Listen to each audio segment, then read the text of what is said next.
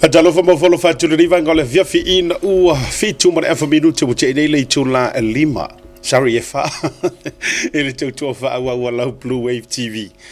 Me sure tato por kala me tau te ya fi violari wa ka fa fast forward ele grupo o ile kula mar ka mi ya le to anti alpha.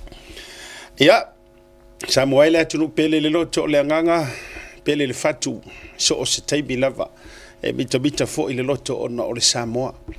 Ya, wala fa fonga tapu ile dei vanga le fiafi ya le ona le dei asiata fa le malu tamo le motu tele sala fai le motu e fai me ma fai fi fo e tautua o ile dei vanga le fiafi po a fo tiu te fai va ya o au fo fuanga fa ta to o lo fia ngai ma o ile dei taimi le fiafi ya matou ni usila dei ya a o fia fo ile atu lau po le atu no o ki nei kelope o lo e mai mo mai fa fta ya tu ia tatou faafetai le alofa ma le agalelei o le atua ua o le ua tatou toe feiloaʻi i puʻe o manū ae le o puʻe o mala i le lagi e mamā ma le soifua manuia auā Samoa ma ona tagata faamālō faatulima ia ma ou faafeiloaʻi atu i le suafa o Iesu keriso e le ia seisigoa e laualuga i mea uma o le ngofo ile le ua mafuaina tatou fe mea i mapisa fo i le usunga o le vi o le fua. Ona ua manatu nisi, ia ua ave ese mai le suafo Yesu, ia uio lea, tatia la le vi o le fua o le aunga o aute o lautala. Ona o le tatou faa memelo ma le tatou faa nanau ma le tatou alorofa i le nei suafa. Awa o le suafa o le ola, ya awa ise a le alo faile suafa awa o suafa e o mai ai le ola e o mai ai le malolonga e o mai ai le manuia e o mai ai fo ile mafanafananga o mea ma tatou te faia ele ya se suafa sili onga o mai ai le langona le e solo ai vaenga fo i e faoso fatiata mai o le olanga awa o le pine o lautala au tatou ye le fa malo po le alo fia ka le ngolo ko rua e ya le taimi matua e le fia ila o le ale taimi e te tau ma e fia fo me oh my baby girl number 1 oh my honey bunny number 20 po ala mama e ya le taimi e te le fia e le taimi vevesi ai ia po le fo ilo fia tau ingo o matua believe you me e ia le taimi matua e le fia e fue lo o e lo ka mafu e lo kinga ngai vai le matua e to mumu ma ele to fia tau le nai ngo le na lava taimi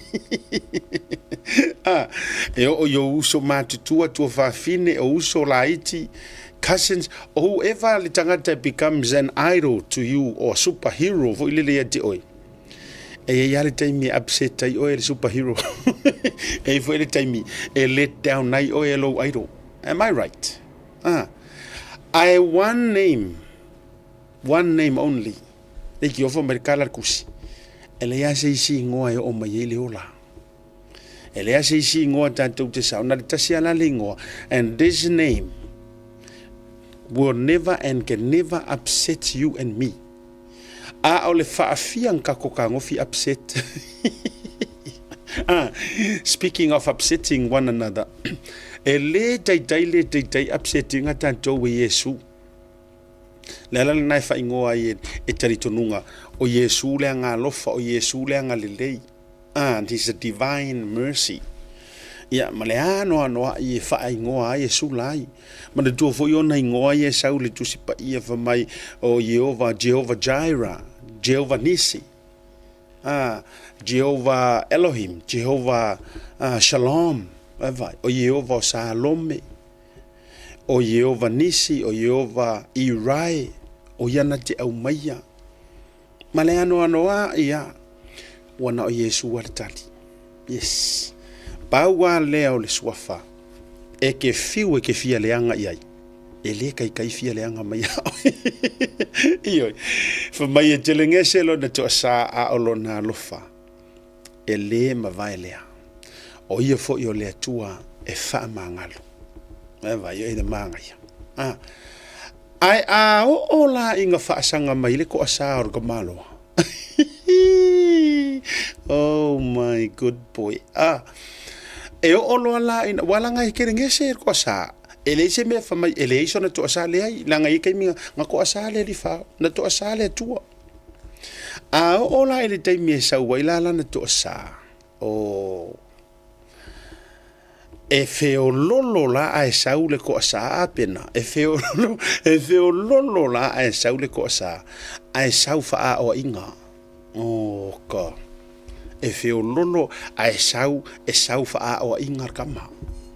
Tama fo ilele au mai e tu mai lo wola.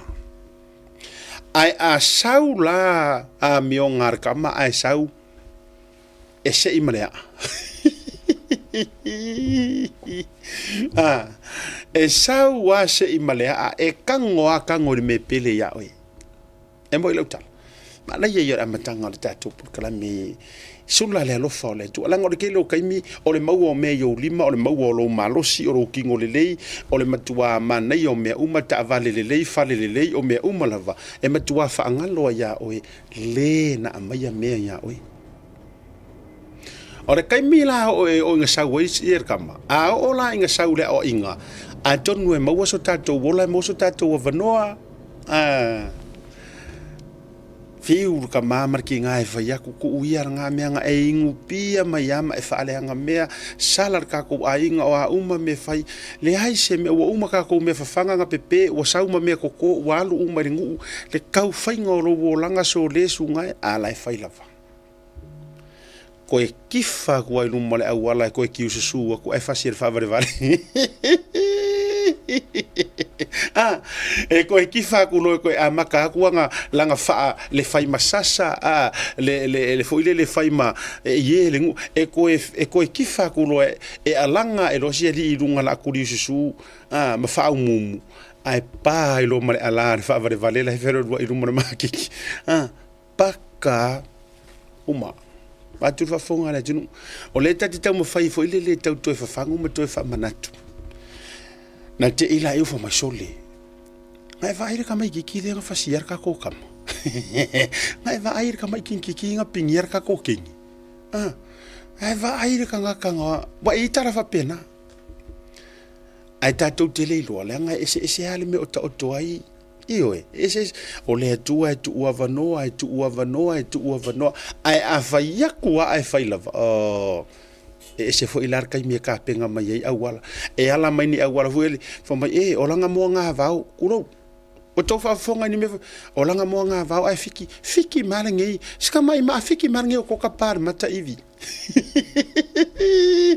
na te ya le o tato feo ha ifua e tau su eni fofo ma fai mai o me fa alangi ko fa no me fa penga na te ia le ua blame for fanua fo mai o fanua ya to te lo oto a ua tatou te blaminga mea ele ni ola ai fa ngalo ya tatou ua kumu le fua ioi a ua ngalo ya kanko ele ongo sa ingi maa ele ongo sa ingi pala le ai e kasiar ka ngaka o lai fiu ongo sa ia kako wa mionga the man above yeah la le tele o mea la tu fa masoli nga ku ia le ngai vai o le fa kau va ai o le mea na tu o le ku ia nga le vai ngoso e ma fa ma di va ku le out for ma io e fa pe nga sia di io e fa pena ele sau we ro foi de kala ya ele saia tu spa ia fa mai wo fiu per feka nga ko hangi mai makangi ele isa wa ile ku pe pesi mai me ele isa wa le ai ele isa le ku ele isa le manno le tu ni pomu papa ke kele le ai la ngala si la fia ele tu a pare pomu o kier kaka e si la fia ele kau sau ngi meongi lo ke ki pa u wala nga ele lo se maka u kia o le tu e kaunga ko ma fau na mea ai ala le mai o le pefu sau mili ale maka ke ia o ma o ka waso oh my good boy ia ngala wa ke wa ko ma fau we sa o le assison ia ele sau ka ma lo ngi mea maka ukia le anga ele lo ai o ia nga faia le na ina ia sau noa ia le au kau fo ile la kitiona mai aua e ka penga ko kikionga le au kau kolus se la wa feva mai le ai no vese ko kipi mai la ngumela bakul kolus fu wa fe kip ira ko keli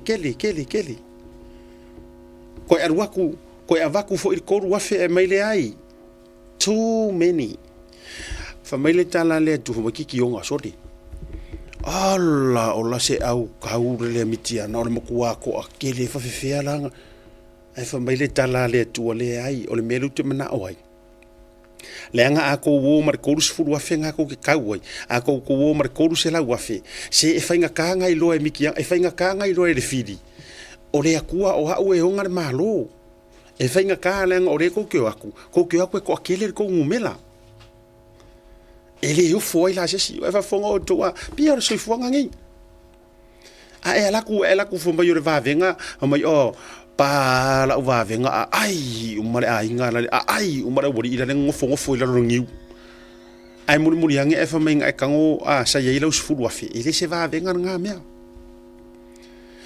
ole nga na mana o ile tua awangi fa ko kelea fa mai ki nga ko avela le uri nga vai la ko su e nga po ai tonu ai ki loa decrease mai ya kipi mai lunga fi ko se furu wa fe sa una to se la nga nga testol a wingu ko mala a wingu fao fa mai markala le tua wa ya ka wa ave ro ko se la nga ave fa fe to ai mai fa ka fi se la wa fe le la fta wi mala wodi fa mai ave le anga e fa nga ka ile va ayer kangaka o nga mangu malo se koru se lau e se koru se lau afe po se koru se furu afe e venga ka ai o ina manu malo o na talitonu le o le tangata e na o le atua e mafainga faya e na manga ia fa pena fo ilale so ifuanga le nei tatou ia me se fo so ifuanga le wai ka e se afo ile e ngalo e mau lo le malo si e mau lo mea ke ia le o fa le yango ke ia le o fa mai yeah I know God loves me but angale lo kinga inga angale afuar mo au fa penga e ska ka ero fa penga nga fika mai yeah I know there's a God but you know it was through my hard work and my effort and so on and so on and so on yes ai awane itato fa ngalo e ya le ana me uma awa ola inga kango mai lo kango le me pele ya oi e fia mana tua le no ufa ya tu mua ya isi por kalame le la tausanga mana matanga ni tausanga makua fiu fala o ya mose fa ya ku ya falao e no gan sa o ia gamaro ale no gan e fiu fa ya ko le mala ya mo le mala mo ele releasinga la tu le mala lona lua ele releasinga la tu le mala lona tolu ele releasinga fa lima ono fitu watili ai nga le vaku nga me ai kuri me falawa nga fa ka ulai ku e manga fo mai fu fa ka na o ai le lona se food fa mai male tu ya mo se okay wa o lo fa ma asa o lu po ole wala nga u po farao ia mai mo se so ese la o el fa ava po el fa umi po fa hipi so ese la so wa ole a o wa kur fa po ole o fa si fia malo o fa si fa ma o fa si le usikai o fa si le fa lo ngolo po o falao no que falla kwa iyo na ona fa tafa mo se ai kango mayale kwa malalong se fudu o e mane tu fo le ale malalong se fudu e mana ya tatu fa le nga ya am tanga tatu te ya o le afo le malalong se fudu kango mayale tu tango le me pele le fakur ka malo o falao o longa kadi fasiotia ulu matutua ai kupito ya ole mala long se furunga ole so fuanga ngi e ka ko ke fa ma se I longa e ave se me pele ya oi whakoa e liu walo mai I'm talking generally a tato se I longa e ave se mea makua pele lo loko o nga whaako ai loa lea wa e liu walo mai e sa ala ukara Fai aku ai si mala ele malingiro I maka falau la kule mala mo aka ye la kule mala longa lua e akili nga fa mo yang kama fo mai manga professor manga ka popoko ke lo longa anga oso fo se ko viki kai mi falau ia wa ku ku sa mare se akerise o mai fo ngai ele se anga oso fo ko viki e pingi fa e falau nga dokta nga special a fa ka ulai ku e ka paru wa va yang ya kamanga ma ua fo ko viki nga kai fa ko pe anga oso ye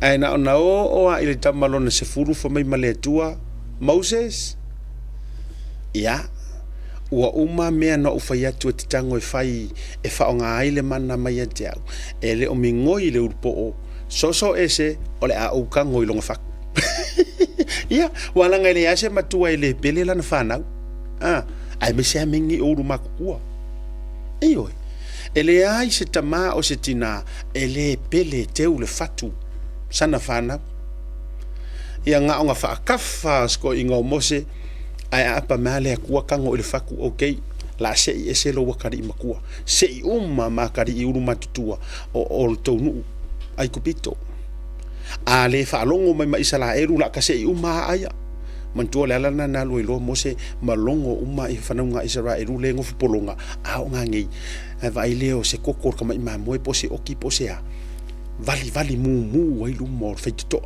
ina ia lu watu le angelu le fafanonga malave ina te ua ke ua ifia ko mo ko le mele la kupu le anga le mele la kupu et beyond le control amose yeah yes ele hai but when it was out of Moses hands awa anga ya se control amose le menga pa ua me fa mose ka ko poko o mai ko ngol fale le la ngo foi no even Moses himself malanto Israel na paint uma fa mumuru ma le toto lo mor fai kokoa otherwise e alu uma foi mala ko ia le anga ua kango merka malo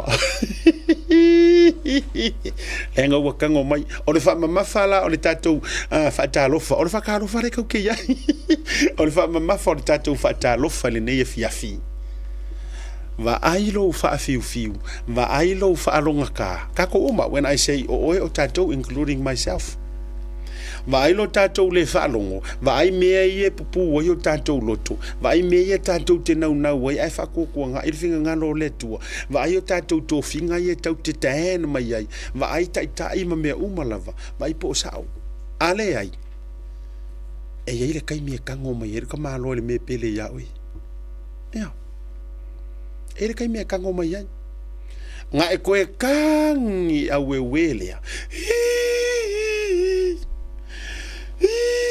ngare kasi se au kama wa ave vai tati ia nai tatu tama matutua matina matutua le nga ile ai a ora vala au le tua wa furo la to soifu mangkuar kara kuspa ia e au dia fikus furo ko sanga nga ilunga o fia mai le ku ngora kala nga fe kau kuspa ia fitus furo to sanga ilunga o se tangata o matua mali ele finga nga no le tu anga o makua kele o nga kau sanga Ioi. O le winga lana na. O le whamanatu nā mō tātou. O le ale mea tupu. A ua ewa ai aku lava. E matua. Mato. Se matou ai ngafo. E ia ia le mea ta ora mā moe uliuli. Ioi. E ia ia le mea ta ora mā moe uliuli. Whakola ukara. E ia fo I tangata o lo ainga. O tangata lava ia e toi o toi toso o ilalo. Yes. E o ia umalo wahinga. O ke ro oko. O ka kamuar ko yo ko ku o ilalo lava uso mo ko fafingi. Yes, sam. E fei kaloa. E pa loa va. E te e loa I se mea e te fai atu e fai. Pe ke e roa I se mea e le mana e fai lava le mea la yo la tau lotu. ma le fia pe ke e loa wale whaakaua se mea ngā manga ngā o mai wai tasi le nā mea le soifuanga le nei e tupu o le mea leo lo ai uva lea e maanga ia langa leu ke whaasoa kuai o mea tutupu e isi a inga ke ai uro o wale eva kua se kupe ia o e pe ke ai uro o wale whaiaku se mea ngā manga o mai ai e alu loa whai solo iyo e oh so money it happens to me yes au kala le ele le yala a fai tau te sila i fo iai ma mea uma at least o le ae ka ukingo koe asiaka ai sau mai uma i lunga o le loto i leanga a o le leanga it's so ugly for any brothers and sisters e fe loto leanga ai oka se matanga o le ala le na la ina le au ngatalo o ngutu te tatalongo leanga o meo ke go through iai o ke whaasoa atu fo o te loa e tā ua e ka ua mo sesi o whaafonga mai a mu ia oe o e ola zio langa sa a toa a mu ia oe o e ola zio langa e makua full on le lango o uso mo kua whaafinge ia oe a mu ia whaafekaia ola ia e ia inga whapena e le mwhaina tātou tafi e sea le tūlanga ola ia inga whapena a mu ia o tau a o nisi ma le toa tele e ko e kili a o e o lava uso mau kua whaafingi a ele i o aku i o cousins e mua pū le va o tia ia tia iwe ia o lau talala nau te whaasoa atuai no tala i titi mai o te vaai ia e iai a inga e se e maki kiva a ole fialo fani toe felangolango ma iwe ia pole ale makikiva ayo inga fua makangi mai le upu e sili si mea mangu e maua marfile mo te lore soi fuanga ne e vai mai lore si o uso po le si o kua finge ma le si o kua ngange ua foa i ele tuani me o lima ke ia le ua le anga le loto e sa ola ukala ia ke ia le o le sa oloko i fua ia o e mea la fai ke arufa mai e vai ngala ia ngoa ai ngoro ko lua ai le am I speaking to somebody ai si la fia sa o me lo te fe tu pete agree pingi mai sa love ma sa like ko fa so o le tele o tato issue ai mana yo vai ngai tato awa muri tato wo i mana tu lo tele ma issue lo tele ai va tu ni fa tupu fa malo si unga mo tato e ia e ke lea e ke ia lea wa sa le ifangu ngumi mai ngoku ko makikiva ia ai na ona maua o me yo lima ke ai faia e ku ia ngai kai ko rua e tu wa inga ngai kai ko rua a fai o ko rua o kama o to rua o si va fine na fai atu e ke ia lea u fai fu okai ia tatou matala mai o tatou fa malolosi aua ka ko ke fa vai i ko inga kanga aua lava tatou te fa vai o le tali a fo i o vaenga ia o le tau te no fe tunu i fafo se fatula utala wala ngai moni a Samoa fatula utala le aua o kamanga e pa wala me la fainga o le eli o kamai e o ko fa sa kauro mai o yes faile atala ia mau lola ia tangata le wa kidinga yo inga le loto le anga mai ate oi ia wa kilinga nga spread ko ngaka alela u faya tunei la utala nei fa fofonga mai le to tele o le tatou au mai mo le nei fiafi o kangaka mua fo ia le fa folinga ia te oi pe a o inga fai mai o kangaka yes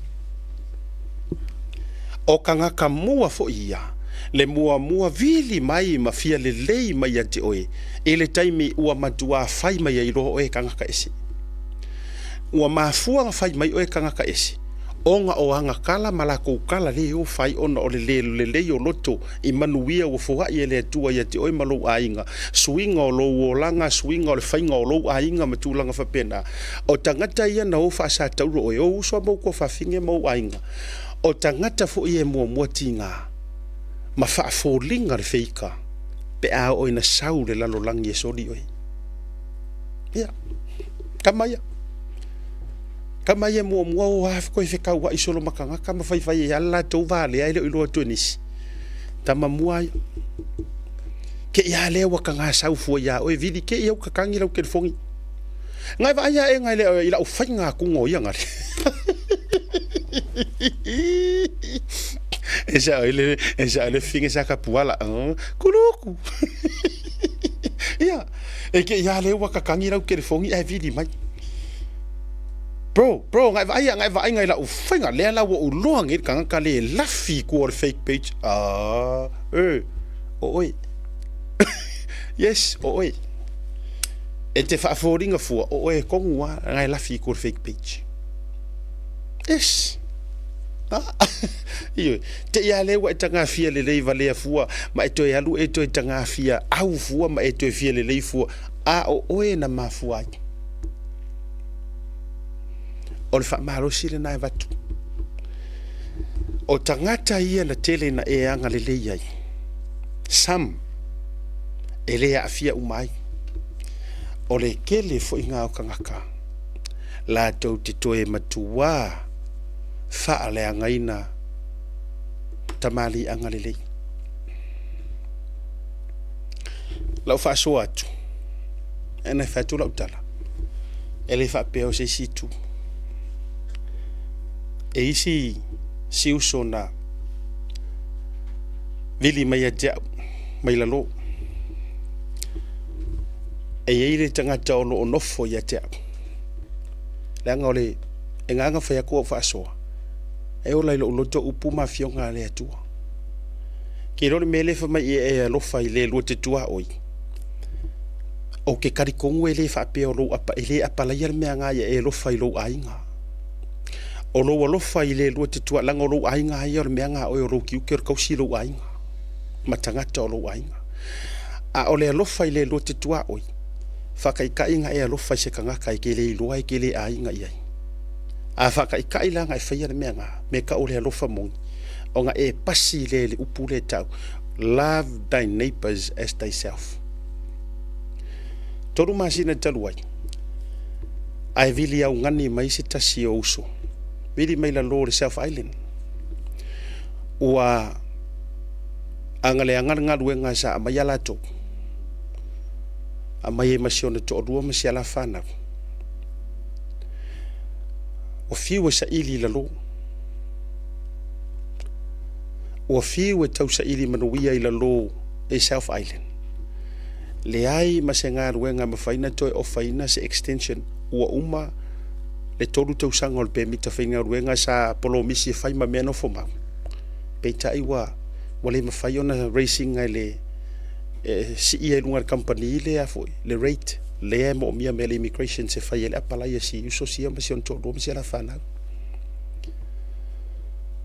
o fiu fo e reach out solo ele mo was so so ani fe alwa i solo South Island ele ia silinga tali seu saf so tai fo i Australia ore laki fe so ka iskama i Australia fe so ka iskong war ka fo ile le lau mangu ia le sfasala lau le lau mangu ia mai le ngoi mo me o fai nga pe pale ko ngia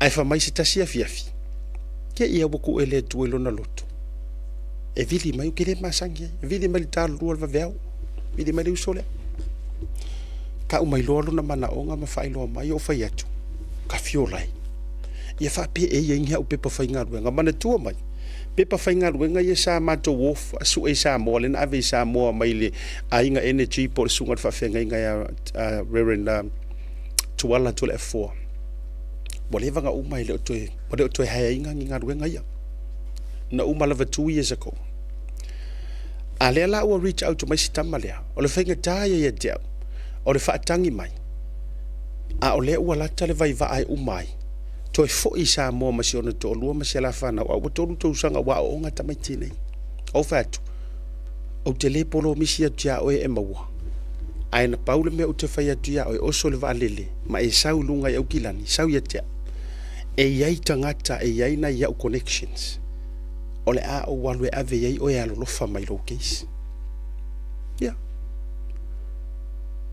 sau lo lunga maltama apupula utala na sau ai lunga o mai lo fale fale makaka lo va ku ole aka o su e oki se pe fainga ruenga ma te sava lia so para tu mai la le ta o ke isi le te ese mai nei nisi e talo sanga mai samo le ngo si uso sia ole inei ole o ku langa fa le ko ngumea ese mai la ta to wi samo e fainga ta tele no te fisa so ane langa le nisi o ila pe al ma o ile ma ke o ma fa ka vai salo ku isoro fai ko o ngai kampangi ia e foi fa nga ia nai so tanga manai nga ruenga le lei fo e ma o ma ko ma to no ti fa nga ruenga fa taile tu na tali mai io le ala o move mai lunga nei ele in no fo mo lunga nei po yengi ainga pele yengi ainga ele kaulia le o fa ya tu te pena mai mau le job offer mai le leir nga ruenga e sia ta mali ilo na nga le lei e to fa popo ai ma fai e la to me no fo mau vai o le winga o la utala kau ke mau ale nga le o so ngir ka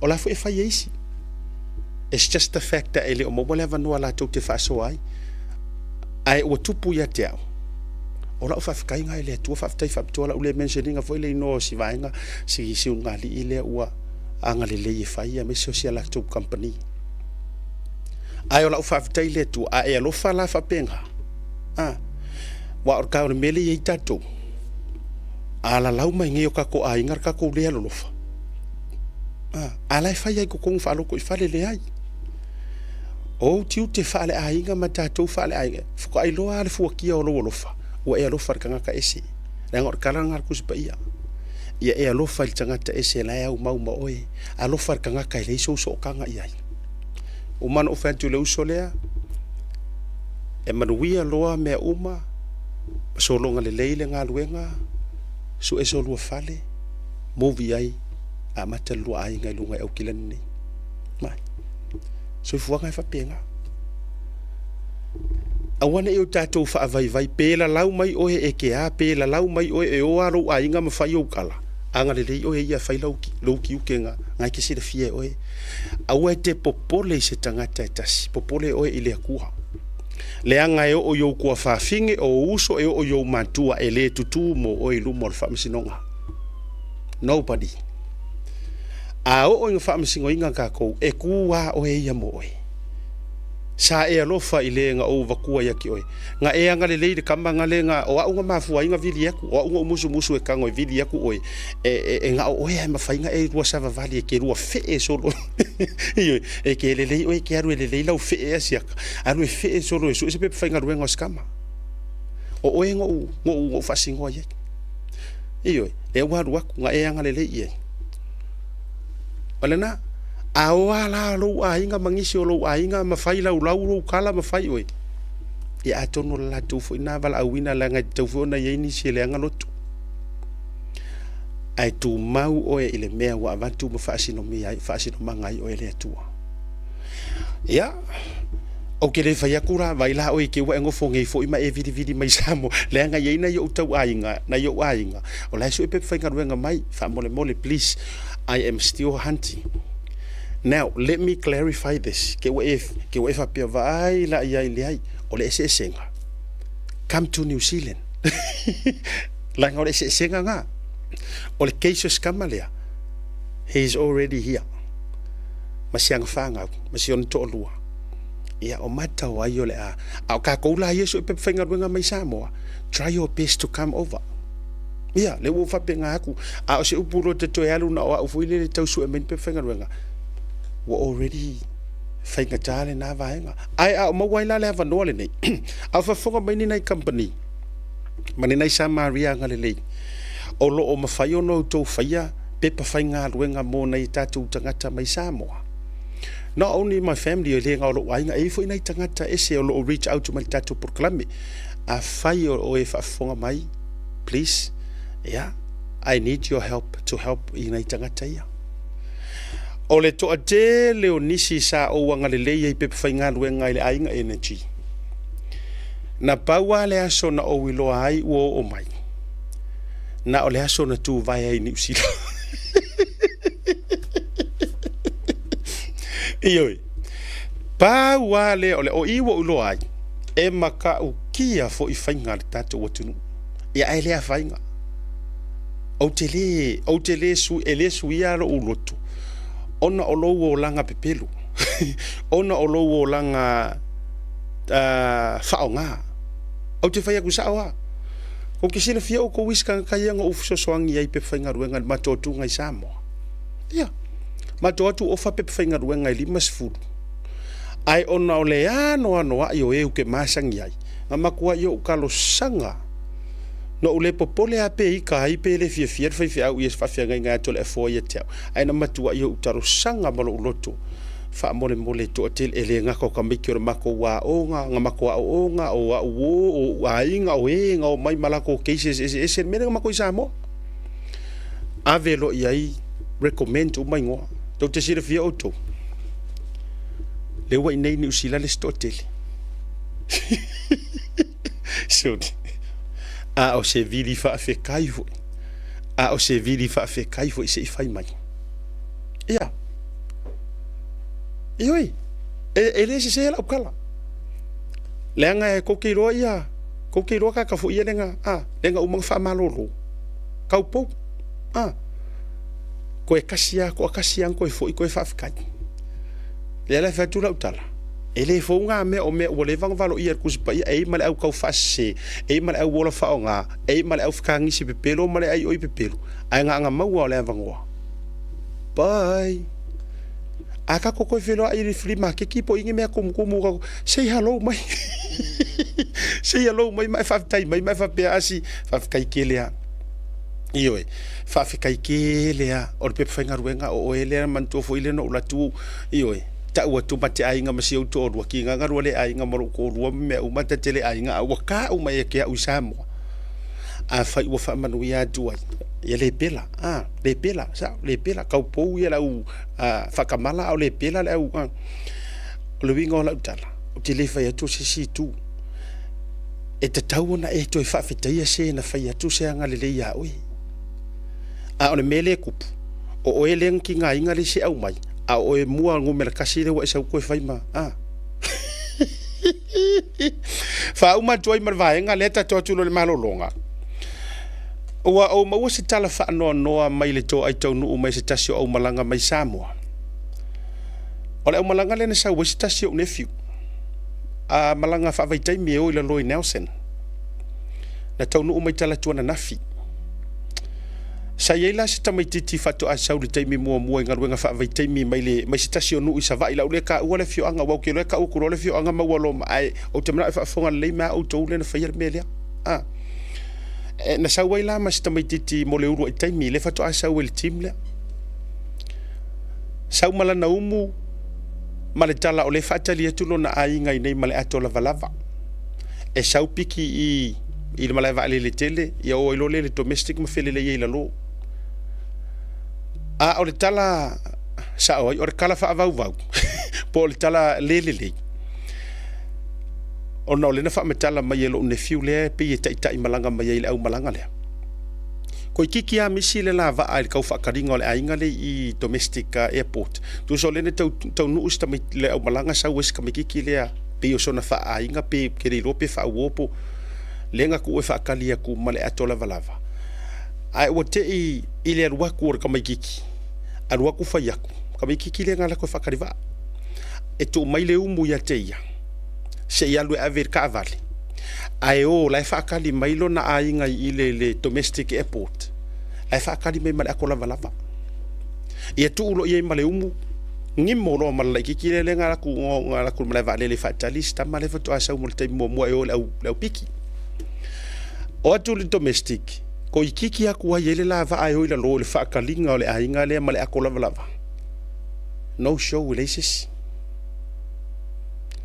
o le ua piki le umu o ma le umu o sika kiki le aise ako lavalava nga fola ai fiu e valiango I o le kamare ko kiki misi ma le vaale ai o ele au malanga I lalo o na ua le aise ato lavalava le fiu faatali o le la ua toi o tupe na avatu fo isi o ne fiu ia lea e alu waila lo na ave o na matua wa o le nei o na matua na oe whaatali. Le la ua koe avifo. Se toi tau whaatau weni lava lava o si mea lea lena sau mai Samoa.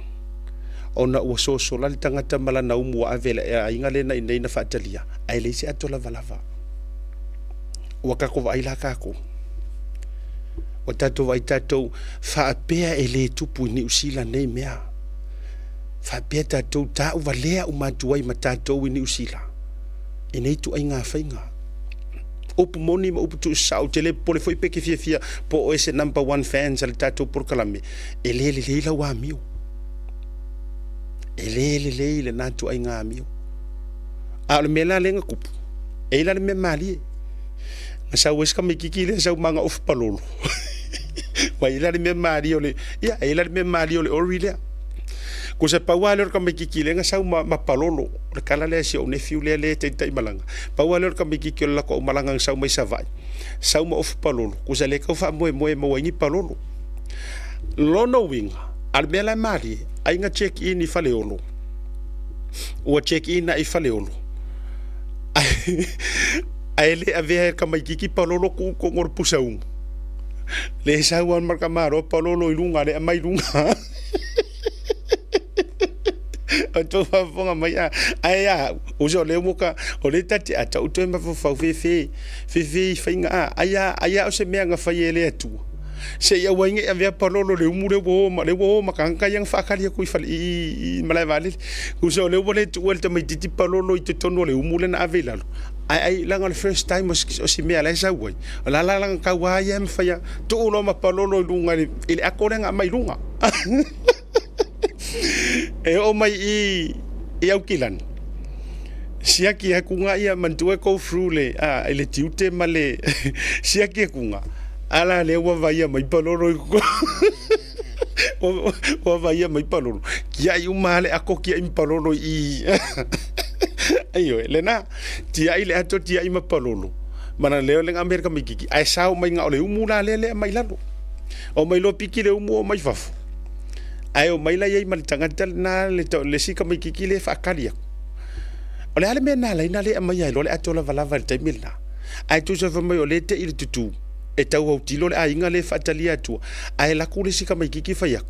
O ia o aule ma ko le mai aule um mai ke le aver ka vale ai ko ke o le domestic life akali mai ia malawako e fatali mai ma to ainga ma to malawato ngimo lo mala kikile male um o ke la longa la ma fofau o la ngimo o la ma fofau o reko ko un palolo wa ka ko va ai mo me o tangata o tatu vai tatu le ai ole a tonu fo I wa fa se na le ma fo si mele sa uma palolo do si ki ai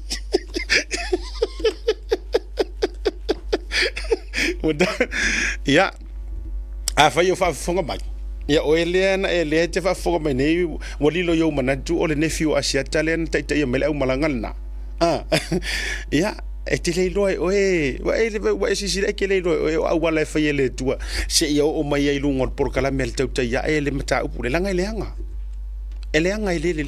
o mata upu tonu nei e te tau ona fa ilo atu awana ngalo o lo te tau fia le nu o sta mai titi awa o ke fa ko ke ka u ko roling ngor ngu mai sa vai e unga mawai ma o e malau sunga ngale ai a fai o le va tu le va no a fai e fa fonga mai to fa sa o messe o fautuanga na asiata tango e to fa sa o messe a fa pe for some reason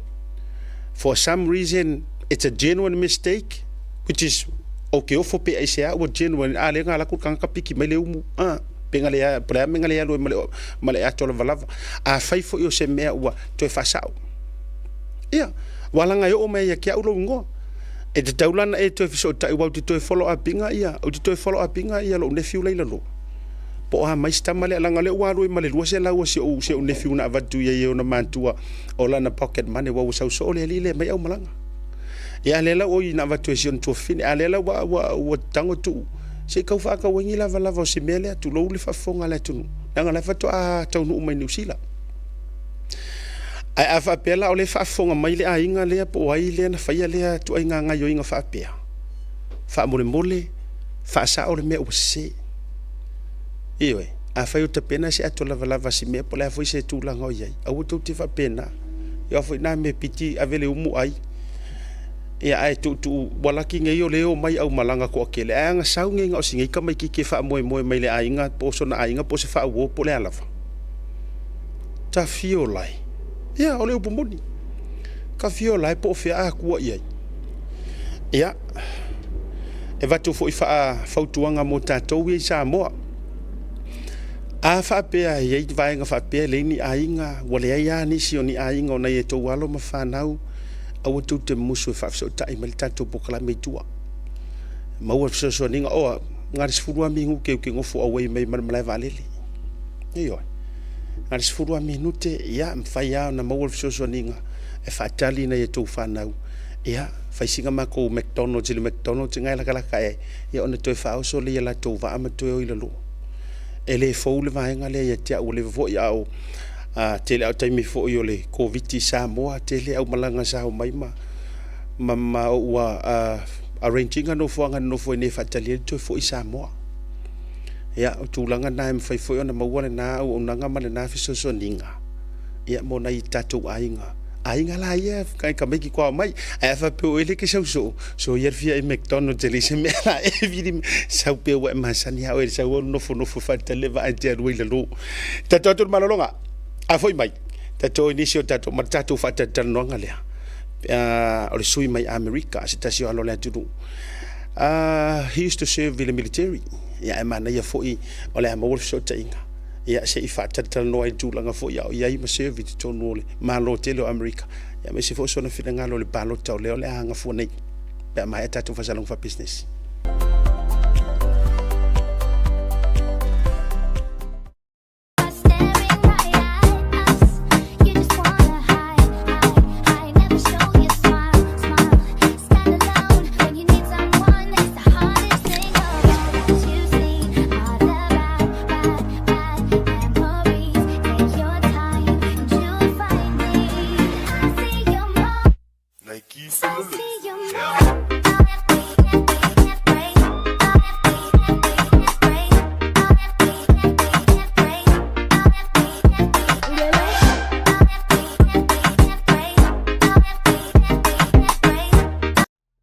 Whaongare tau tua Pacific Easy na masina ato November. Mama wailo wa noe te manu malo ai whailonga tupe e fast food tana au saunia mo ana paanga. E luas food whailonga mo Samoa, luas food whailonga mo tatou New Zealand nei. E se ina whailonga se fulu asto nai o yaso te tasi. Mana tua lo whawo pea tatou whabitoa nao le lima tana pea whaonga ina Pacific Easy mobile app. E whaatino ai au tupe whamo moli mai lau telefoni whebe ai. O loa no fo le tatou direct transfer. E te posi mai ai lau tupe le tatou account ma whamali ina fasili i lunga o le telefoni. Ma whaatino ai le la whaina o lau tupe ai ngā whabitoa. Mo le tutongi no pili o le bai, mo li maisi au nanga i Samoa. O lo ma whaina whaatino o le tatou au nanga o le Easy Pay. Asiasi mai lo i tatou ofisa i o Tara o Tahuhu ma le taulanga whaatau i mangele. Pe walau mai le telefoni o Barsalau o tasi ono mo se la e lata hatu i ante oe. Pe whaonga le tatou app po le direct transfer. E whaasawa i lo taimi ai mese wa taunga tafo i le pensini. Pacific Easy o la paanga mo tupe whaamo moli i Samoa. See your plumbing. My shower head's fallen off. I'll see you soon. For all your plumbing needs, call us. Tatou fita ua foi lele wale o toe ka malo la pe ua malo lo ma va ai matuli matai po feta o to ia sa ngale mu e se foi o fenga filfilinga al malo tele America a si tatou mo fati atu tatou wa soifua ma so fa nau nei a tonga lo no tau sanga o le tali ia Yohane Asha Lewea ia fe foi I matatufu en sa matau talo fai. Faburia tulo wa sofa nau le so tali. Avea oi o se whamanuianga mo so o stasi. Alo whaanga o ainga I Samoa ai mai se utua whawhine mo o matua. Happy 6th birthday today, son. God bless. Ia whaupopo ai malo whaanga.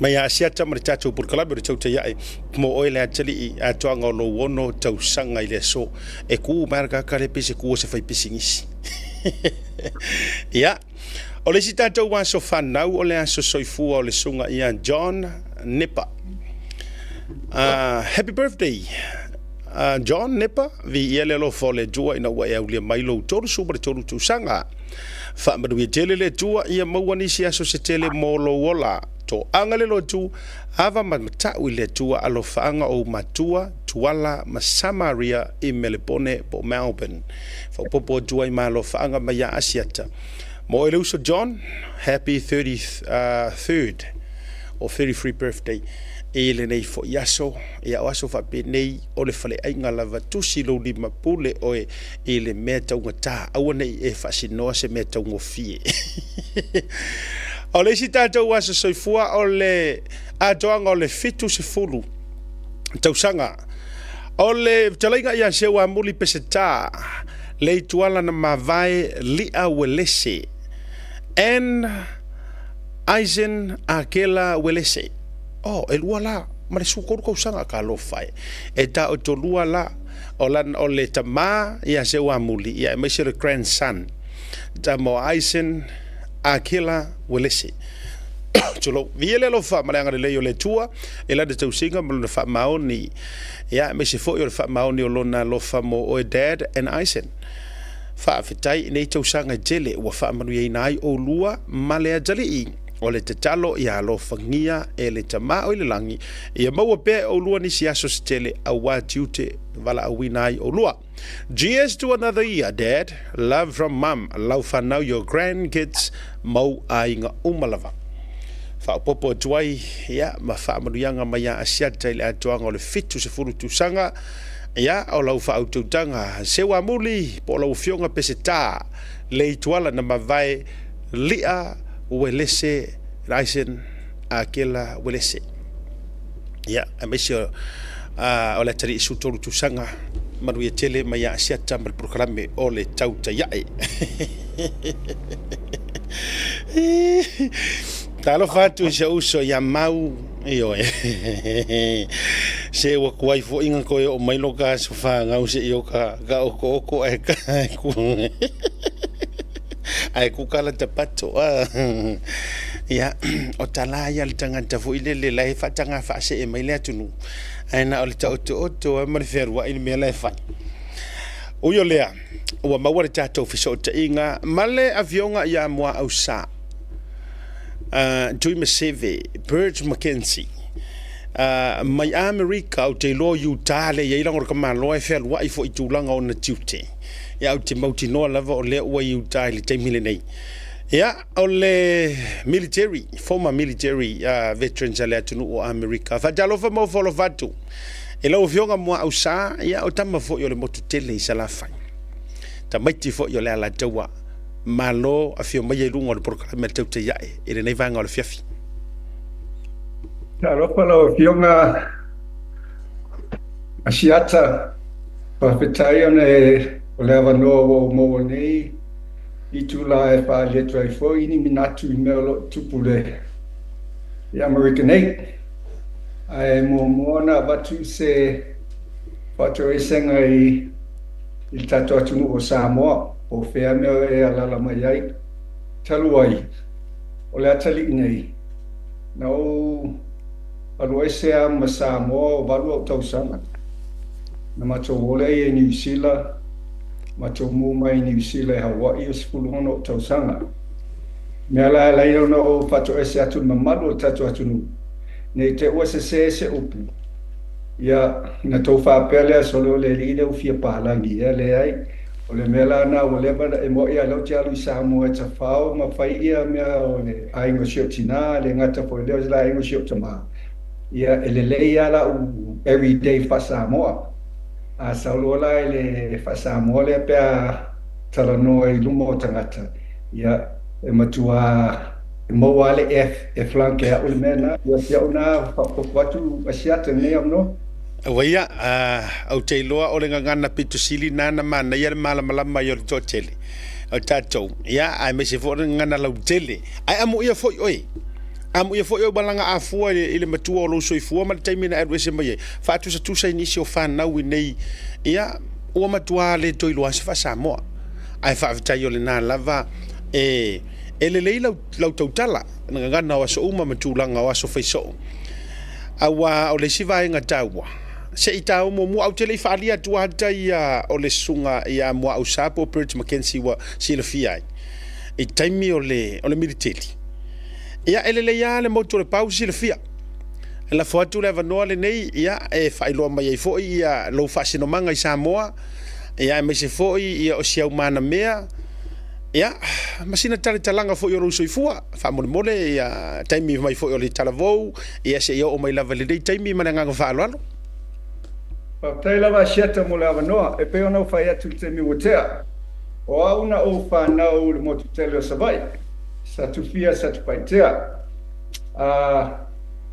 o shiotama Robert Mackenzie ona ia o lona tama o le au Mackenzie le au Cardinet, le au Nufale, ma le au le tuli e o mai tutuila. O shio tina, o lona tina la, o tina o lo tama, o le talo ma ngao mai sa talo, fa le alili. O le si tu o silong tua, o le si tu o si o lo grandmother, le tu o lo tama, o I sapato le fanga, le aingo tuala tama langi. Ia o le si tu o lo grandmother I le au sa mali atoa le tu le au sa ayo ainu o shio tina o le sat paitea o le tu o lo tina I sat paitea o le asiata fawatea asiata le mai I paletoi o le fawatea le mai I papaela ia o le siona I tu o lau masoe mai I asau ia e alua ia I isi noa o te le tau atu lau o le lai titil tātaimi ia o sio u tōlua ia o sio tōlua o le asiata sa o la ingelo asiata yopu mai I fo I vai na sa tinis I sa paitea ia o le si tu o sio tōlua o I le au sua I Salavadu. Ia le au lali ye I Wi-Fi. Ia le au maunga I Iva. Ia pe ono fatu te mutea. Na o walu ese ma Samoa walu o tausanga. Na mato mula I New Zealand. Mato nofoila I Manurewa. Na mato nofoi Manurewa on ina I le awala le whailau Papakū. We used to live just down the street. I le taimi na Manurewa e te wa aia kua I le squash club le talano na mele whaiblau Papakū. I can look all the way to James Cook e pawan me ye na papo vi yasona. I used to go to the elementary school in Manurewa. Yeah, Umale Manurewa Elementary. I went to Manurewa Intermediate. Manurewa Intermediate walu James Cook High School. James Cook High School le tasiba fitu walu na amataino aku ia gangs ia I Manurewa, South Auckland. Ia o au sa fia gangster yaso na sa o join lai le Stormtroopers. Ia ki kauda o James Cook mat o walwela ia Manurewa High School. Ki kauda ia o Manurewa High School same year. Ona yo matua la e le usolo o lo tina sa no foi Papakura. Ia na famela le usona shio tina mo te move to Papakura. Na o attend le Rosehill College. Ia me foi na la tu foi usu matameti maolin tameti palangi. O lo lunga la le Papakura High School. Ai fetau ia la le amatanga o tasi iwa fitu iwa. Na sawai lo tamai I Hawaii e asisio na uso Samoa le cancer. O le sauna la na sio tamai Hawaii le tasiba fitu yo.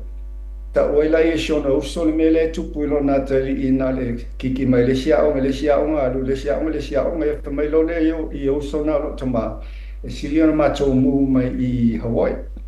Mato mu mai la I Hawaii le apelila la sesfulu ono tasiba fitu iwa. So I went to high school in Hawaii for 2 years. I graduated high school. O mamona. Na whapelo shio tamai o te alu whasimisiona ia fui nei mea la haiti sau in trouble I foi. So I ran away from home. You know, I ran away from home and joined the military.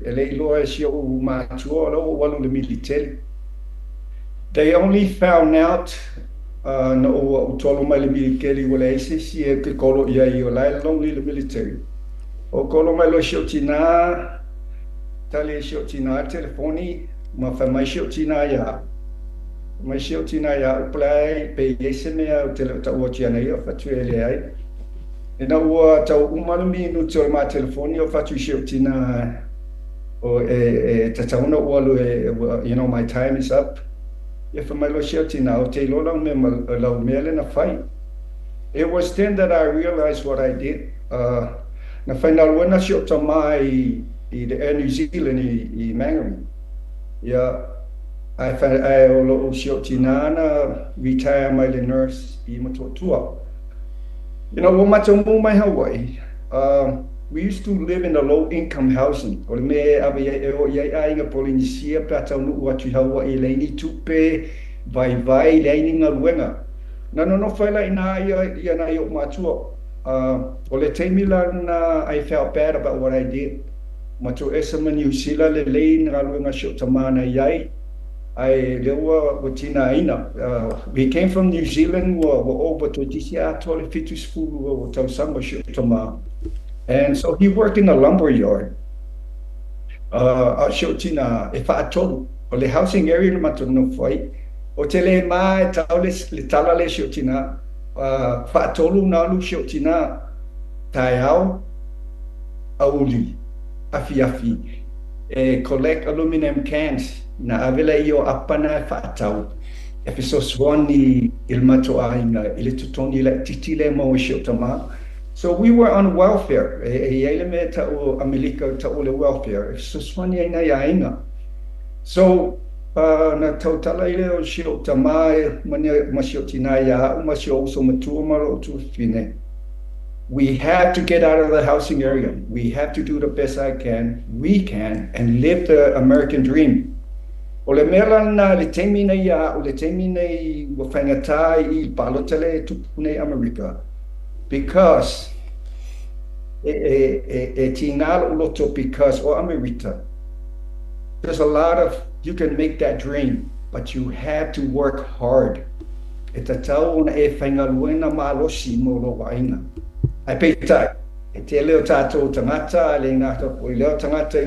America. They take advantage of the system. Instead of going to work, you know, they don't want to work. You can work 2 8-hour shifts and make money. So Shelna Talanga Tulmena Lenoma to my America Ashet. Malofa Vitai, wow, what a story. Oleute Ele mafua no ata ole mana ia tele ole talanga. Walanga tele a ole tangata ia ole la au. Ia me se foi la le tulanga I lo tupu wa e move mai nei New Zealand. Ole ali nga ngo for le ali au ka fola wa wala ali ai tau bai ali le squash le ali o au tafa tonu wale na ia lo fali. Ia ai fa fitai ia ile anga le. Ia e fa fitai ia ile anga le le tua. Ia ona ole tulanga fo ia na famonianga wai ese lava au wala e ngalue mai ia le tulanga ole faunga ina o tatou fo ia me se fo ia o ele uso. Ia ole vai ngala te fia fa fasili. Le laule ala tunano wata fo ia le mana ia ole winga le tala ole foto au lo manino. O se o fale tua fo ia o ia tatou sa tupaitea.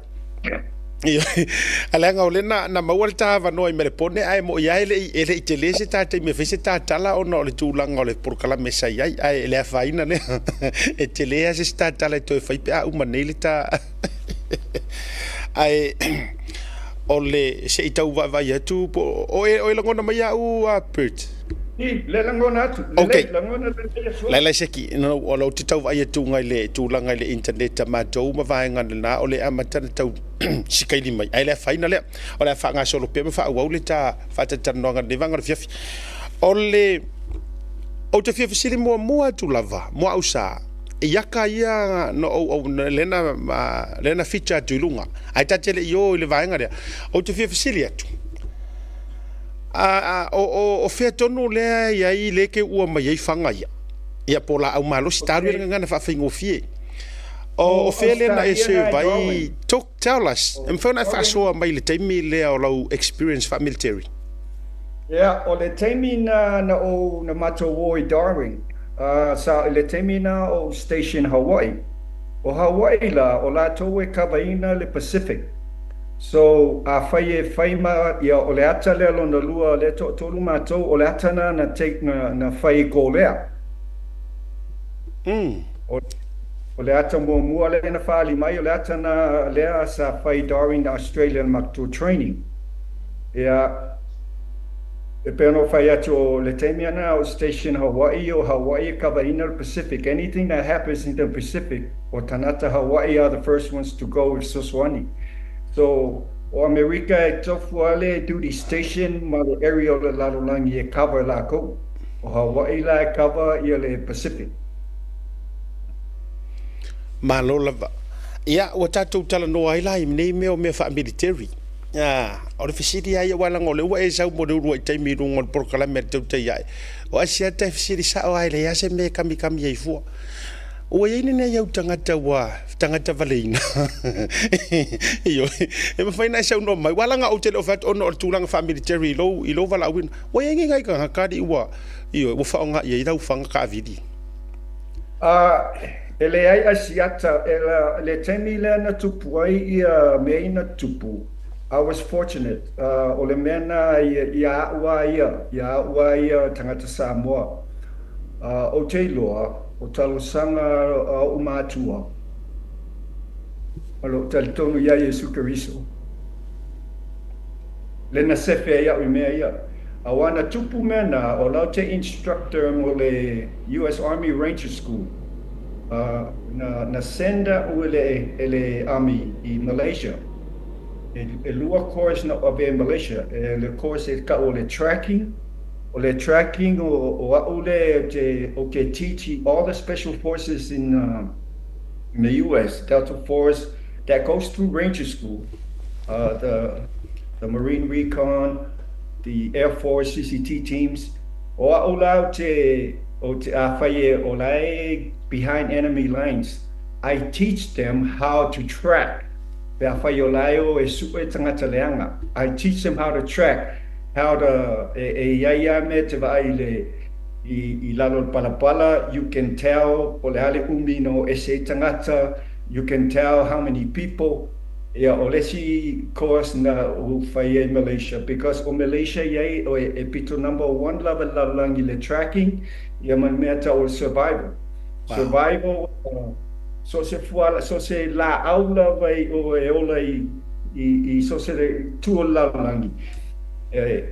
There's two parts to it. You can use it as medical reasons. If ngale pe afai la vesesi e ia tu ina la au te pangana ia laula au pe afai te la be e ngale uses as a bandage.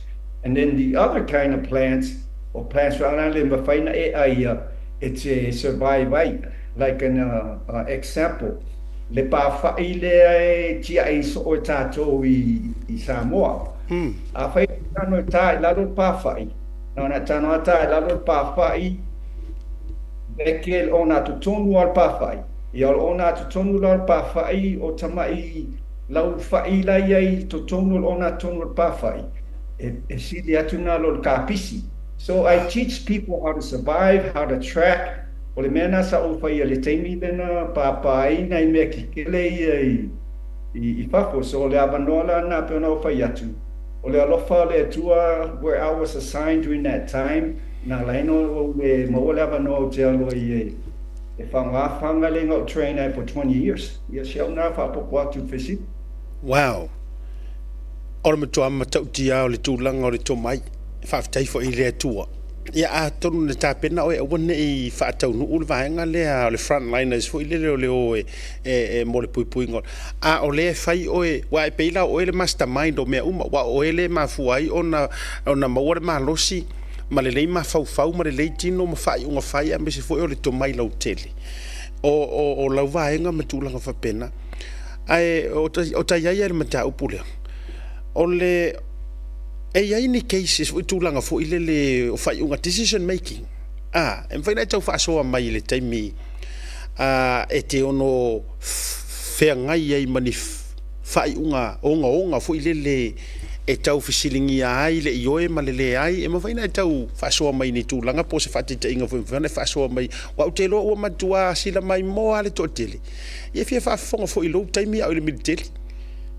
Yes, ole aonga la le Ranger School and they almost said tasio instructor. Ole aonga le so it's called it's an infantry or tangata e o the front lines. So all the leaders, so tell the officer, if you are an officer in a infantry unit, you have to go through Ranger School in order for you to be a commander in these infantry units. So, o le mela na tau wai tele, e peona whai atu, o ausa o Ranger the Army. O le, the Ranger units in the Army, o la tau lava, so se mea lava e tupu, a whapea just an example, a shiata, a whapea tupu se taua I Samoa. Let's just say le la tupu sa wa I le taua. Lea e control umal au saina, ia savai. O mātou, o Rangers lava tangata mua, we jump in. O mātou le whipunga I parachutes. So we go in, establish ia se drop zone, po se landing zone. O mai e helicopters and mai fita, pe o mai e ia va'alele land. So we're the ones that go in, so we're kind of like the guinea pigs. We're the first ones to go in, last one out. Wow. So I had to make the decisions. I tangata ia mai le Ranger through course. It's a hard course. E iai foi na uso Samoa sa instructor ma'u, le uso le Paulo Taituave, Chris Masi se ui, sta mai noi Maulupe. At my time, you know, I want to go back. Si tamale sa abema tamama to. Ona ia sa abema fonga fetalai I le Senate le atutuila. Olonga ingoa o Palaie now Teoche. He is a famous guy in the U.S. Army, Ranger guy. So we look up to him as somebody that we want to emulate. Somebody Uni Sabusa or in charge of the Homeland Security at Tutuila. So these people we teach, both of those two were instructors also. So Ranger School is a leadership school. If you flunk it, if flunk se officer le Ranger School, you might as well say your military career is done because you failed. If you pass it, you're good to go. You fail, yeah, you might as well get out and get you a civilian job. So those are the decision making I have to make as an instructor to make sure this is a guy that's going to be fit and has the courage to lead soldiers. Remember, if I say Ashiata or Oilela graduate, I like second guess ya, I'm not going to graduate you. I'm going to say Tusapo Jelo Oil Jelo by Vilo Tomoe, by Vilo decision making. While in the Ranger School, you only eat 1 meal a day. Wow. And you sleep 2 hours, just 2 hours, if you're lucky. Wow.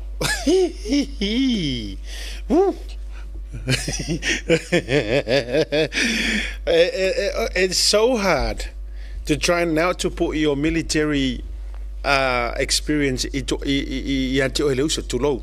Ele taimi le nei ame se fo I mo se le fia le totele. Ya ele mafutanga fo I ma le fionga ma usa tu me se. Stanga tai hampol tele stanga talo to ma walalo stanga te tau sa fia. Ai awai nge yo ka ko se de aka file muor ka malo. Le ngo me ka o popo o pie matua. Ai o yo le. Okay. O le ata o mai se faisina o tala walanga o tai au le tau whainga palo te tele. O le au fasilia tuala va uia i le tūlanga o based on your experience in the military. Ma tūlanga i tai e mo o mia e ono whamama avenga pe beneficial ai. Ia le au onanga tau a fita po le military malo tele. Wai pēa no whaiatu. A malosi Amerika. E maru puipuia ma whewa i sa o loko o kelo le laulanga. Ai a vai mai Amerika. E ua matua whailonga fasili li sao ngale mu o nisi o atunu o laulanga a Mesir Pasifika. I whainga kama se sei e pe e seina Lucia atunu o lo pulea wha fuile lef komenisi ia ma pulea wha tangata to tasi. E sei tau le tatou whata penanga o le elections o lo iai. O a vaenga ese ai Kamala Harris ma Joe Biden, ma President Donald Trump, pea whapea toi manuia. O a vaenga ese ai ia tai nei in terms o la stands for the military ma le puipuinga o Amerika. E mwhana e whaso mai. Ma nei al fasili a shiata, ma nei a tele fasili.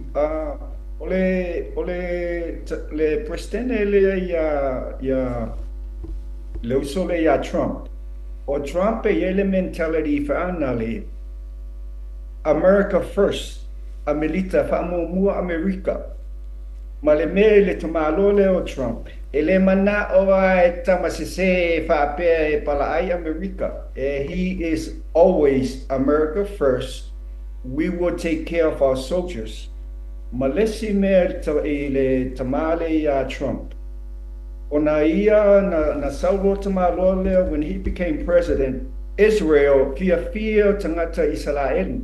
Aisea, ana foi ona ia na moving le embassy America, right in the middle, right in Bethlehem, in the middle. Ona ia na aisea, one from Somalia, e pea Samoa religiously, the way he think. He thinks about Heavenly Father. He thinks about the Jewish people. He thinks about America people first. He takes care of the soldiers. E ale leito tongi o tana o fita. Aisea, awalo na ia tatunga. Ale faia fa ale le fita. Ele motivate ia tangata to stand up and fight for America. Ole ese senga la o le tinale ya Kamala ma le usone ya Biden. Ya e faia la sina me fanale wai o totelo tangata le ilone me lea. E ele tamalo no ya John Kerry. O John Kerry, he used to be a high person for Obama. Ile taimio tula mai le tamaya Obama. O John Kerry, o lona fafine e no foi le nephew o le tai Iran. I say again, o John Kerry, o lona niece, e nofo ile nephew o Iran.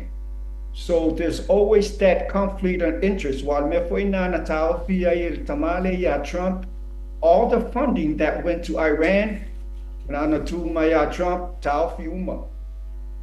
There you go, na siuso na tamana na sawa misi. Ai na toe saulo ia au tulu ia o ai fo ia o the Democrats Kamala ma au tulu ia. To tatala loa malesi mea ele loa tato tangata. All of these rich people who are sponsored by the Democrats, who sponsor the Democrats, ola to ia ona ia, you know, all these oil companies, Shell, Mobil, o swa umana lai oile east ile mele supply Iran o mena le mo ela tupe ale temi le na sawa tamale o Trump ele ke alava Trump le ai misi stop o mela na no to my Biden to tatala mai meia le fo to mo wai tupe Iran ia sia na fa popatu facili ya ole so asiata Malo favtai. This is very new and critical information in terms of whafonga to tele e tele lo foi po to tele ni si America la to Silvia. Au te lo foi o le tapu inga Samoa ile lava lo le lalo langi wai to tele. Ele tulanga o le so tanga ia wa o menei mo ausa. O menei le vo e fa fainga tai tatou Samoa le te mili nei. O meta o so tanga conflict of interest. E Walter Malo lena ta u nei yo. Lena isa no nei o John Kerry. E lese tama itanga tai le taimi o le fainga malo fo ia a tu lai mai ia o pamala towia. A faila olona a fafine o le fa ai poi po tu ile le tama tai le tale. Wa vai o ia le va ver fa news a siuso. Va si sina mai la. Te lo tama tai le. Le so tanga na ile grandson or the son ale Pristine o Iran. Ole afa finga ta ya vaenga tau so tanga ile tinei ole upule ole corruptions. Now awa ata mai e uma fali so finga lo vaenga le conflict of interest ma le finga ole metonu. Lenga ole vaenga le finga ka mai ka ku sa mo. O tu ule tau tinonga na fai. O le ami o tonu ma le wha maoni e ku uele li mai runga kuspa ia. A ua whaile me ta ua le wha ainga ma so o tanga. O le ala le onga o vaenga lea i lau tilo tua le pe i tau watangia mai la. E li li whalo whina ngalo. E le toe wha fo i mai o Trump i to tonu o le ofisa. E le ngata mo Amerika lava ia. Ai ki ngei ai whainga o so o kanga ngei wha porukiki po so o kanga wha ainga ma wha ipoiponga ma e masani ma se so o tanga iai. O le sao le olofina ngalo. E sao almena te whamai asiata wa to tele o tangata asiata le to tele o tangata e leiloa e tele atu le suau u le nei Amerika. There's more oil in America than any other country. There's more oil in America than any other country. Au le mela le na musuaile au Democrat. Et rio ia Amerita. Awa a faila et rio ne Amerita. Ia na mawale le mewa le mawa ia lato tupe ia mawa I Iran in the east because I say ana foi olela achieve nele oil la tango fie pe afai trio la ma to wia ole mena le fa mai el tama Lord Trump it's to my Lord Trump we're gonna drill baby drill telling aluenga I America to tango fie le kesi to fa Iran malato kesi olela fai I America don't na o wola mai asiata na o whaalo no itala pa pena fotala na yo ma tua fio mai le mea le te lele hani te lele tupe asiata o le wote moli mawatu America is a land where you can make it e te tau le graduate fu e se kolisi e te mau me ai le ai a fai e te lue ma losi. If you are a hard worker, you can be a person that don't go to school and you will be a millionaire in America. I say, and tell America, they rather pay somebody they rather pay somebody they pay everything. For example, Asiata. Telo ole autonga in America. E fai lato sima company fai sima company construction. They're hard workers. Out night tonga. E mai fanale had no school before, but they're hard workers. E fo tangata tato watu nuu. E mai Samoa, mai Savai. Wa mau tu ainga. I say they're hard workers. Ole mela na musuela Democrat e fai me nei. Awa, e te lei tupe tax ai lato, as sili le lato war overseas, e fai ai lato mea, na amaile inei paatangatai tanata amelita, alaile yaninga luenga, so that's what the people don't need to realize, e pe ya Samoa mantua Samoa le sa le temi o le HRPP le sa tele la ko communication with the Chinese la me utupu nei le wo malu lo si tatu tanata ai sea o la otro fo i le maumanga to tole kalo to tole fai we don't need China anymore ai sea o la vai mau mea tangata Samoa I whanua. But before, we didn't do that. Ia siau na whapopo atu la ofisili, ia siat. Ma lo whaavijai. Ma na ia tele lo whiringa lo whaasoa, me se o le comparison. O Samoa le ua toe atu le fast, toe whaamanatu, o Samoa la e mawere manguia. E mawhainga fisosoangi mai isi a kungu. A o le ongoing o le tau sasami, ma le awae, o le tau mafa, so o se aso. Every day, all day. Ele mwhailang kako whaakarikari se i o aku sainga o aku ia ngi usila a Australia ma Amerika. Whato atato a ai. Tu load whaafonga le tunu. A ai aso whaiso o lono winga. O le toe whaafo I tātou I o tātou ele. Ta tia mailai I le vaenga lea te saunoina. O le nau ngor tamalo Trump. Ia awange ia se mea whaapea o kau whalolo I fua Amerika I whaamoe ia Iran, whaamoe ia Iraq, whaamoe ia so and so. Everything o laile ele ma le palapala tulo o Amerika. O la whaafisiri tu sa o ele vaenga wha military. Ana whaapea o lae whaawau maile nofua I ngā Donald Trump. O le aso fina ngalo wa ele leilo ofisiri o oe o le former military. O le aso fina ngalo e kau ngūre kaua lea a Lucia ma Ukraine. What's your honest opinion and your honest answer? Say so no mai. Let me tell you something, Asiata. And this is the honest truth. Anatu mali tamale ya Trump. Ele se me Ukraine. Ele se me I Lucia. Ele se me fa PIO ia North Korea. Avela to fita Lucia so soania Ukraine. Because Asiata. Manatua. Ole tamalo le Trump. Ona ia le not signing le la contract mal ta ia North Korea. You know wasawi ia tamaloa. Pia bevesi lava ia ta ile North Korea le taimina tu mai ia Obama. Na tu mai Trump fatu ia Trump. E toi fai lo long mea attack moi palan mentu. Ele umia saini la ko contract. Pile mu ayala ia le ai masemena tupu. Le ai se North Korea ele toi amata na toi Tesla ko nuclear missiles here masani na test he put a stop to it. Why am I tour for you? Or the time before you Trump. The time you Trump le attack le mele tupu I Iraq. Wo ia nishi o le Iran. But excuse my language. But she otina kita America Iraq. But I'm in a tupu.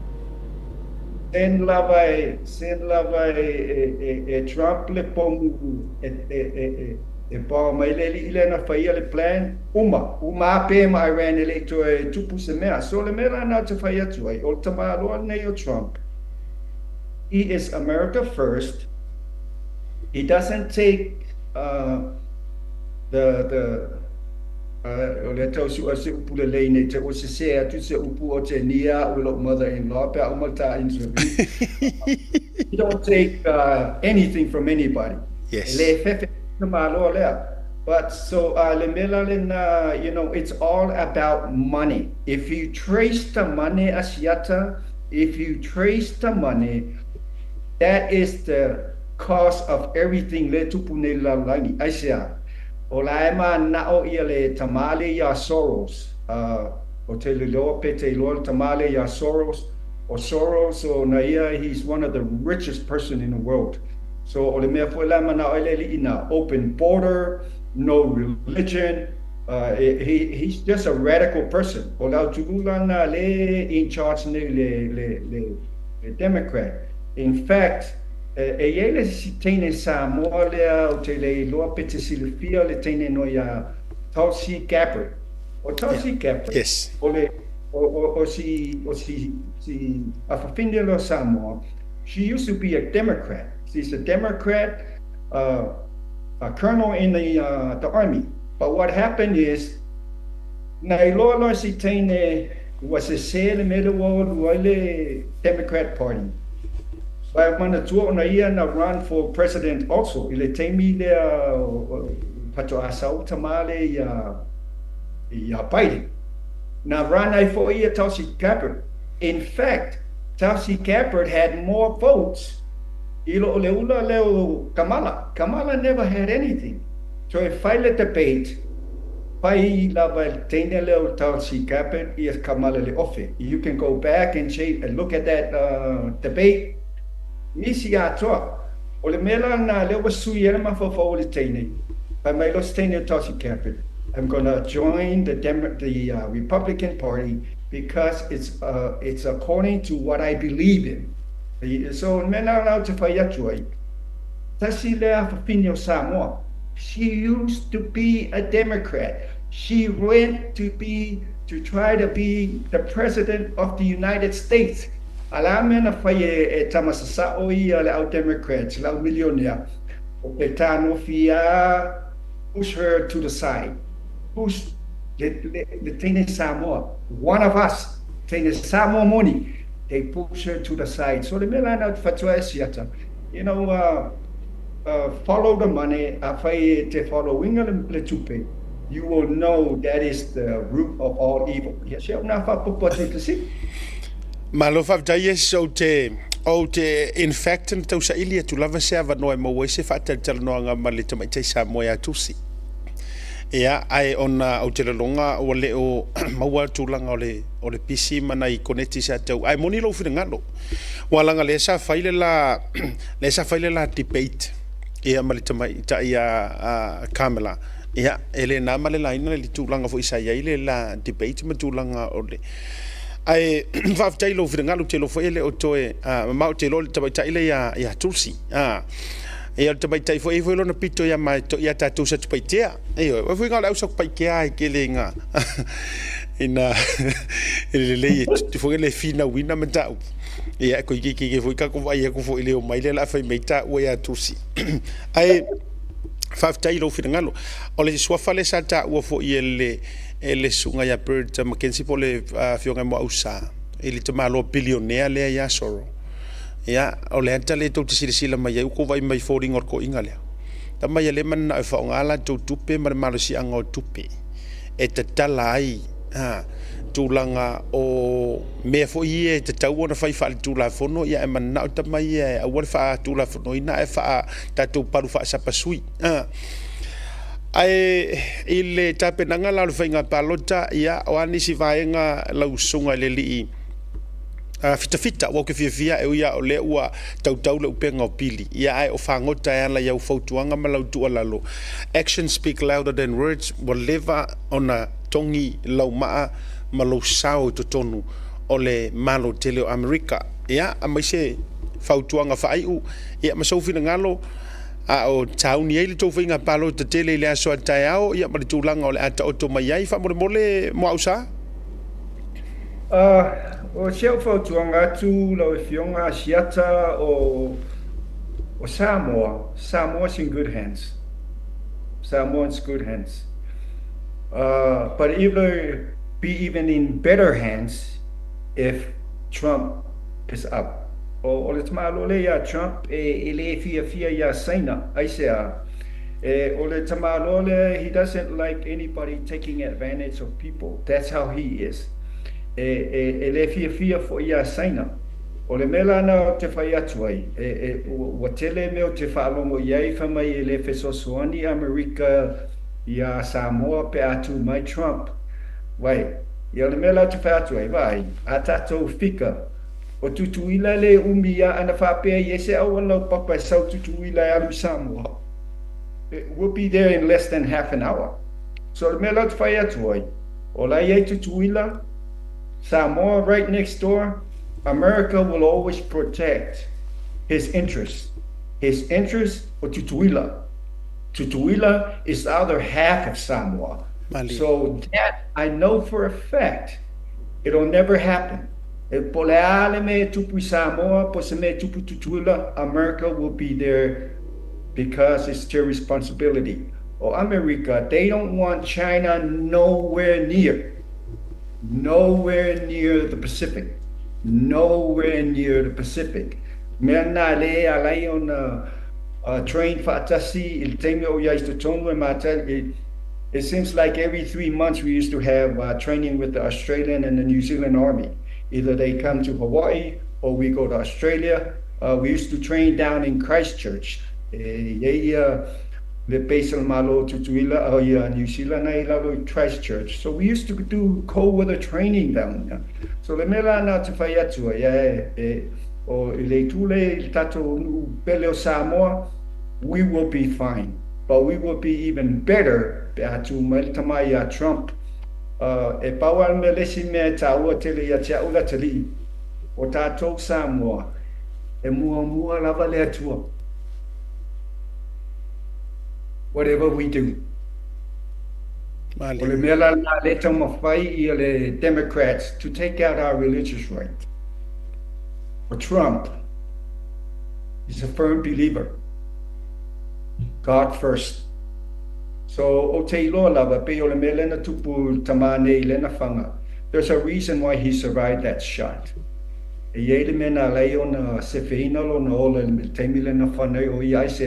Tasial tama eternals tama ay latumalpun.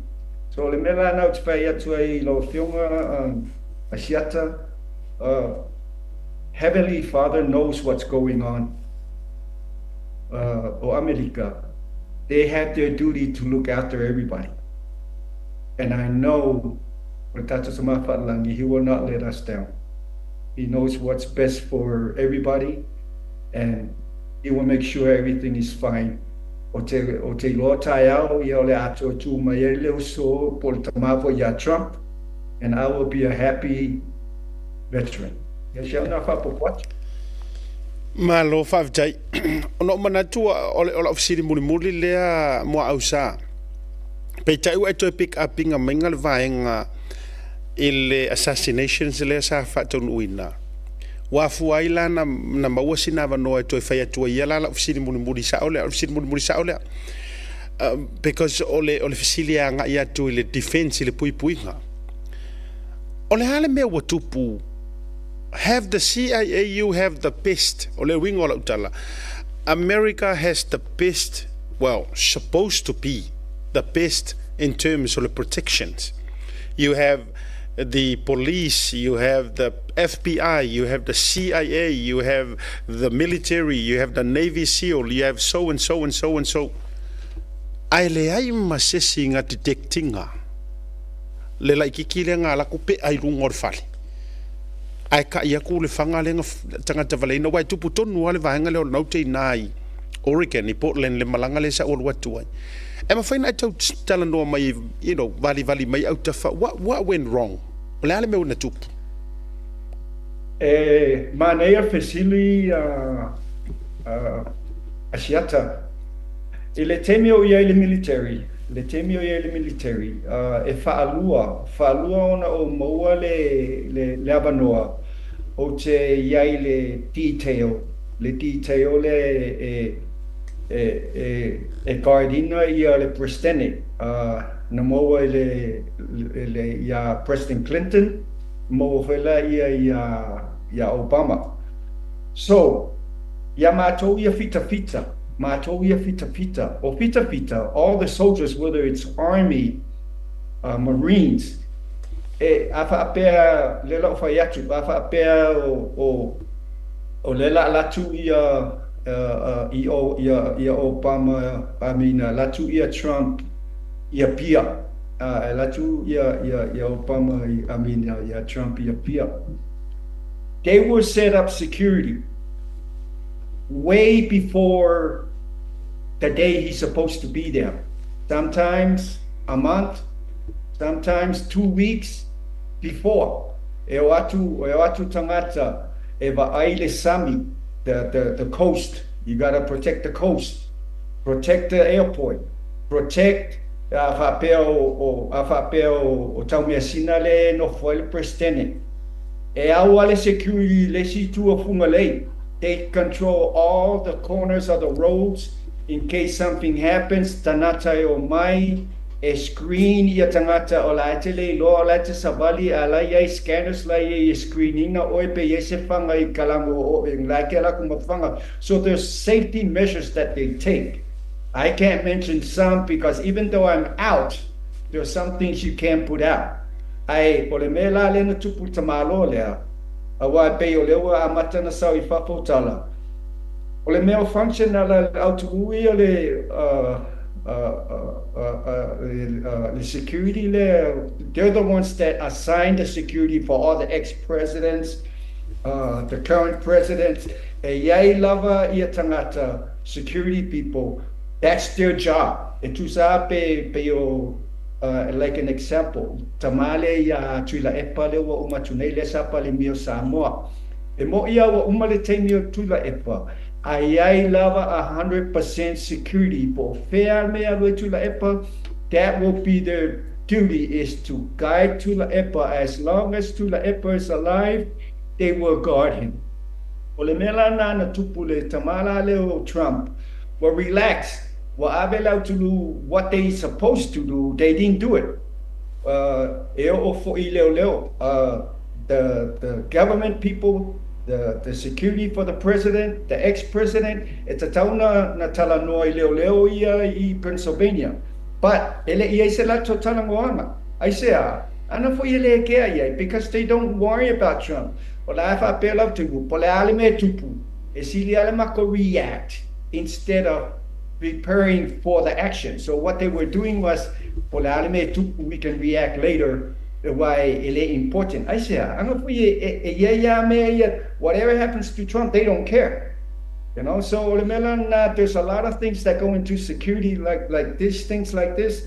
Like I said, the security people are supposed to be there 2 weeks or even way before that. You scope up everything, po feme la lafietanga teleanga or feme avenues of approach. You're supposed to know all the intersections leading into the place. Somebody has to watch those stuff. They got to set up scanners wherever they let people into the rally. Scanners or last scan, last scan. So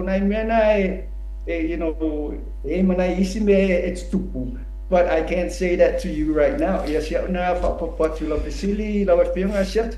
Alo faftai ole mo uma ofisili ai ofisili le o mai el tato por kalame na itangata ya ai fi mana ofisili to el ofisili a wi uma ofisili na no fanta pena ofisili le o mai na ofisili le o mai faftai ofisili le o mai to tele le lunga fa mai fa mo la se ofisili to ile veterans ya al military so fi ngalo o le aso langona I le vaale na mangoto nei ngata yo sa o tafitoala io a walanga o le pia mango ko a o le US o le New Zealand Navy ship o le aita u mate fo mai no ni su enga le coral reef ya o a uma mau langona ese patio military perspective o le aso fina ngalo I le vaale Manela Fasili Asiata, Peona Fayatu, na only Thai military September of 2011, 2001. Le temile na tupuele 9/11. Le temila o la ungaluenga moala no wa uma. I used to work for Blackwater Security. Blackwater Security, la Tovia Security le, they used to go to Iraq, everywhere else, immediate tupuai. But what we used to do, le amatanga labo le Blackwater Security, we used to guard the ships lua vaai le west coast of America, lua vaai le east coast of America. O vaanga pawale me sa guard la Navy SEALs, specialized tangata ia le Navy SEALs. Now, Tupulo 9/11, so the Navy called the Navy SEALs in because they had to start training for Iraq and all that stuff. O matola ia no mato amatanga le Blackwater Security, we used to guard these ships. O vaala ia, o le lato job, o lato mefai, o lato eva ia So se va po se pao e South East Coast po le West Coast e South America. O va connect all these computers connect to the satellites up. E te loa tu ale pao la e South tu sapele ai se api le pao la no. O la e fai mai foi they would detect. O va for any of these ships they can tell how deep the ocean is. They can tell how corals is. E loa umai va ia. Ola ua advice le mena tupu I Samoa. Te le whatamala o le kapkengi. O wa ia. You don't even have to, te tau le alufua le wheu, le foi uli o le vaai, ave le vaa, le ai, you can just set it up, ngā alua lai o le vaa, lai ke ngofo. You don't have to whangale steer the ship. O va'afo ia, they can tell you how deep the ocean is. They can tell you po femele ia the corals for the ocean. There's no reason whatsoever that accidents should have happened in Samoa. No reason whatsoever. Malesi me pe no faiatu. O va'a ia, they're connected to the satellites. They're connected to the satellites. So all these satellites, they are roaming around up there. E lo le ya me tutupu lalo. E lo le mai satellites me la pela tutupu tonyo tamu yasina. So those are the things, like I said, o me tutupu, it shouldn't happen. And that's my firm belief. E le tatau o na tupu. Ana whaapea o le limu tau lai e whaingalunga monisila. Ia, e tatau na tupu ai sea. Angele a ingi radars, le ingi mea whapea nai te tono limu tau. No, but this is a ship that has all the technology in the ship. Nothing should have happened. Ia siya na whapopot? Tu sau le wasau no sa mea lau sunganga.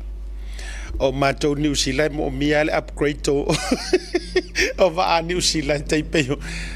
Whaftai tele lava ia te o leu so po lau sunga i le li fita o le puipuinga po o le veterans. O le toa malolo manu malo pe manga ia le whaupunga lea. O le toa malolo manu malo. Mai le tūlanga o le puipuinga o le malo tele o Amerika. O le puipuinga lava fo i o le lalo langi.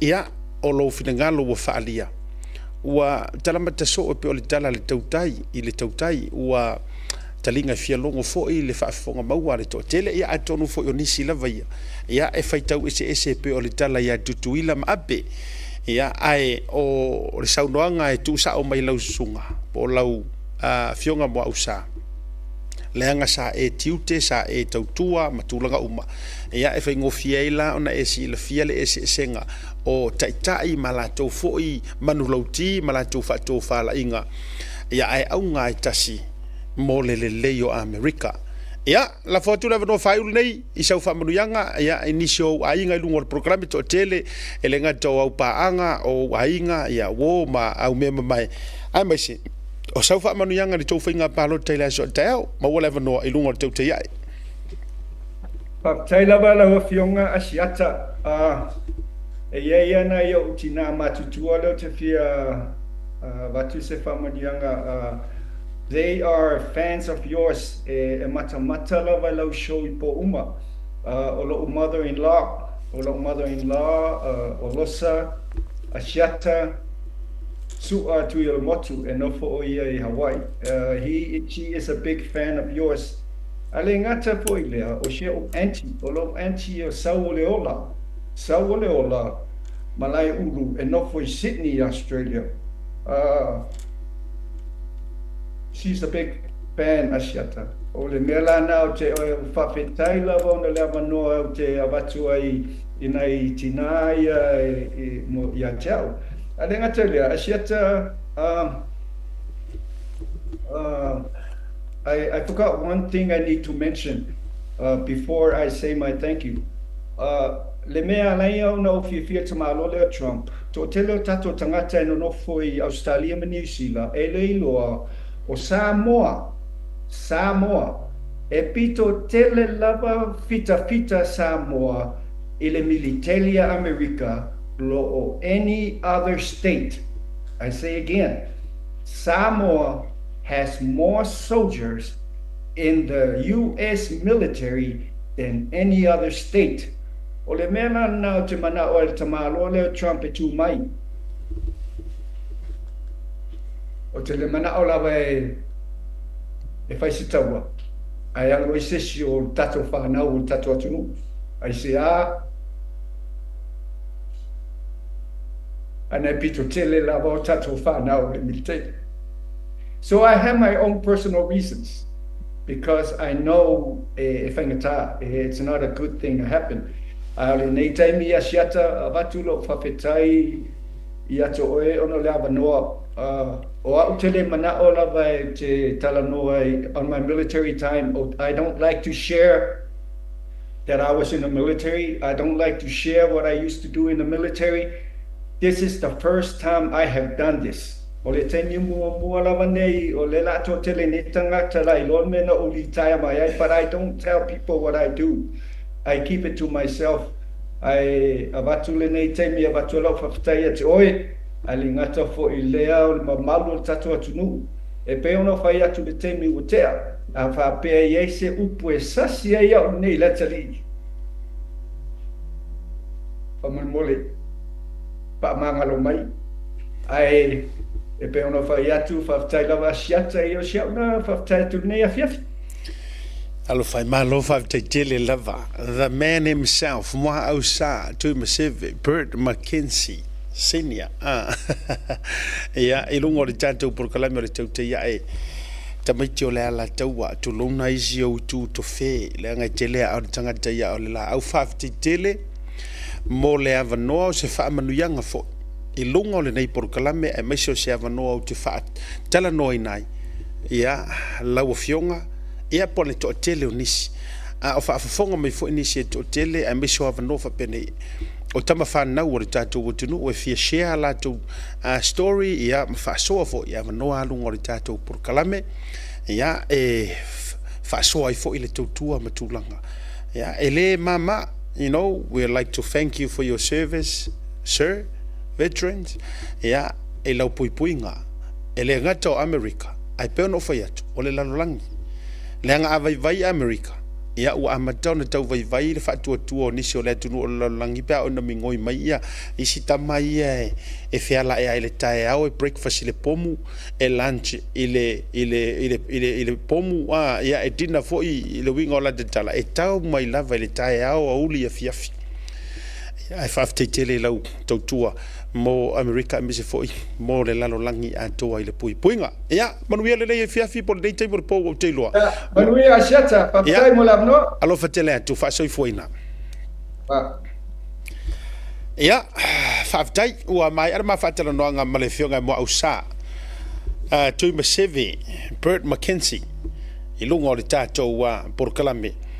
I le, nei vanga o le fiafi, whaafitai lea, I lea tamali.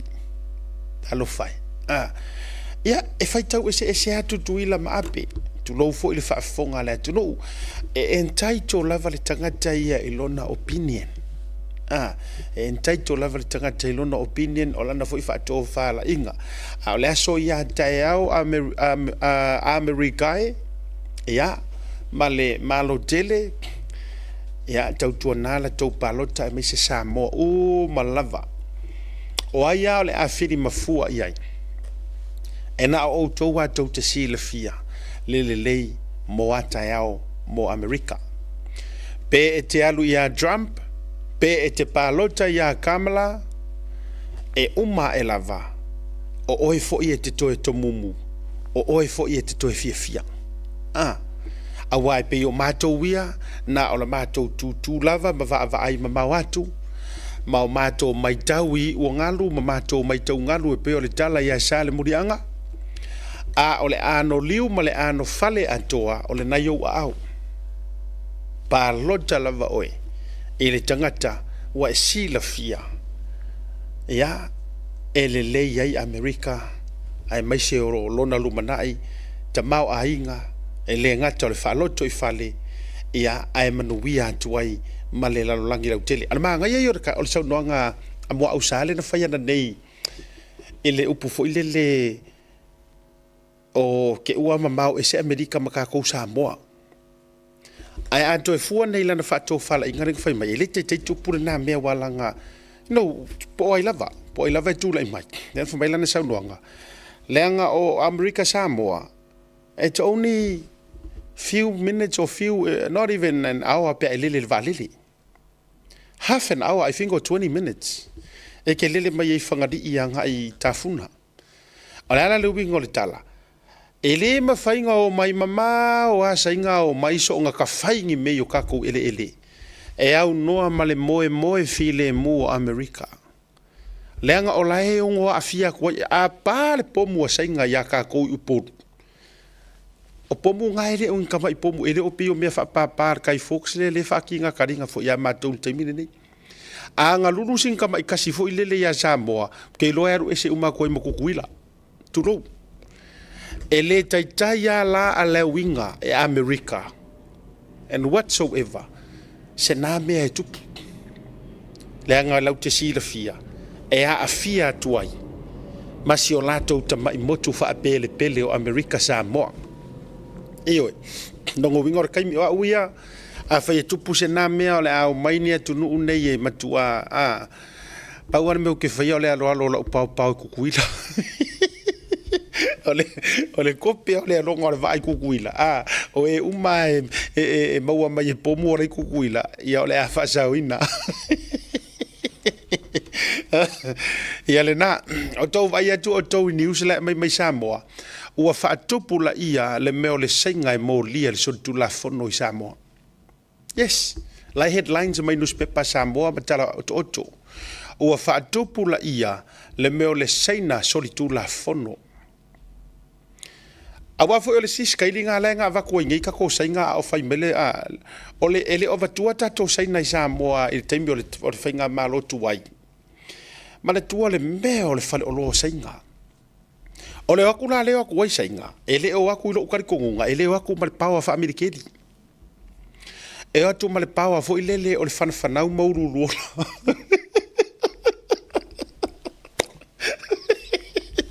Ioi. Kisila fia uko. Chinese had unfinished business ma Samoa. Yes. Mga kuwa o le mafuanga nga le na ina uto tutuli umana i seina ina to ese ma Samoa. Le ia ina i suafa fo ie tulou. Le i whaai unei a Wong, a Mau, a Him, a tulou. Jim Jong, Jim, Wing, Hong Hong. O le kele mana tuala. Na o le malilie le ko kele o ngai ngako inga, ngai nga senga. Lena foi na oe ana maua na la tu ta mai tai mano no fo mafana na we na ta tu teini. Ta toru nga na fa ngofie. O ila to na oe na sao mai. Maua. La nga fa rongo e le sia u felengi nga fa makala o le fa usai na foi. Le taimi foi na ua fosi fa mahalosi le avenga ngai senga i va. La ko fa foi. Ia oe nga whaalafi, o isi nga whaalafi la lo o sakeke o ngai lo makuku. Ia, ina ua sauni o le ato e whaafoi, ia sainga. Ia so ia. Ma ua sau soro soro, where ri leo wing. Wing, tongchin, walanga o wele te whaasainga e de, iyo. E de suenga la. Lea la nao ese. Ia aena o naitanga tai ia na mau. O le kaimina ngei. Ele la si la fia le au sapangi ma le au wa ese au sapangi ese au sainga ya ono tatou nga pinti ya maka sainga loa so le ese fa mai ka le sikala le sia wonga ao ilunga maka ko lea ao kuwa sapangi ao ila lo sainga ole mela otu o le la ono te vai wala ngol te mile o le pa inga le wa na te atu nei le HRPP mai si pa inga i tu atu. I think the last 10-20 years. O inana sila wa makanga ko sau le mo sainga i Samoa. Ia.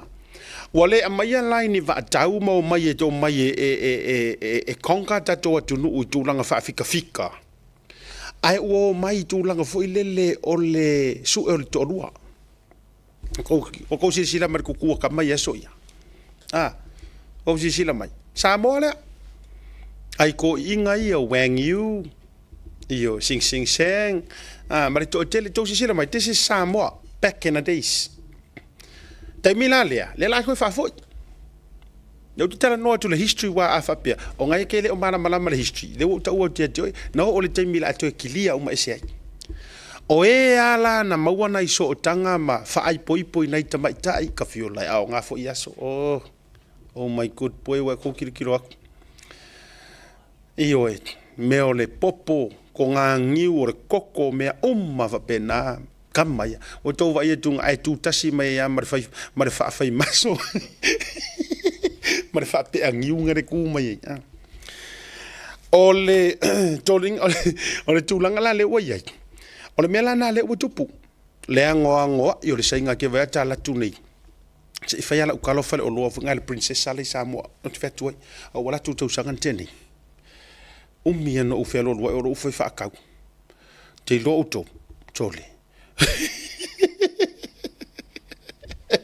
atalo fatu ya ile sunga for mai output I know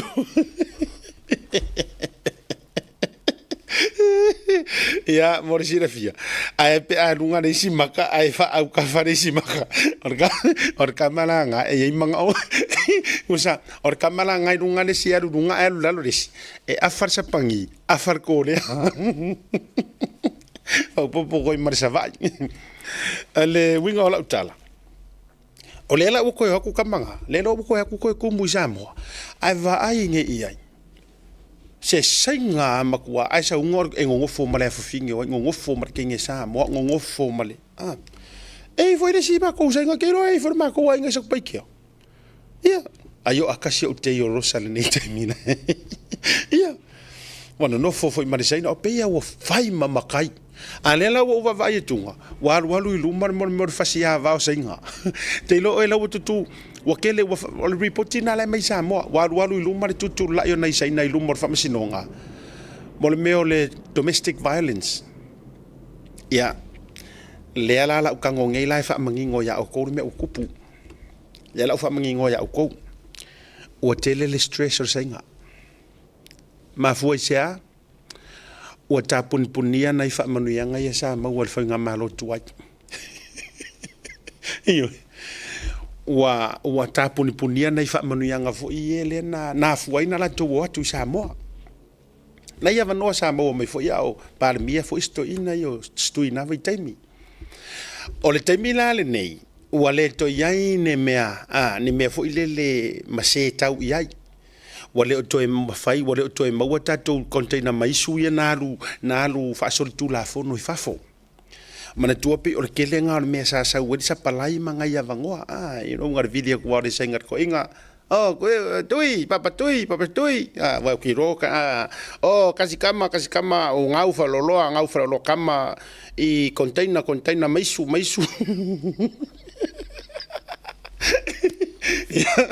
Ya, na uma hoi la ya, ape merkoi nga, olei, okay, nga uma, vidi do foi merkoi nga ikai yang kama ma fa nga urko inga ilanga seko foi le yai le wori nga video kwa kama mo eva pe merkoi nga tale ale tulanga ile container mai sule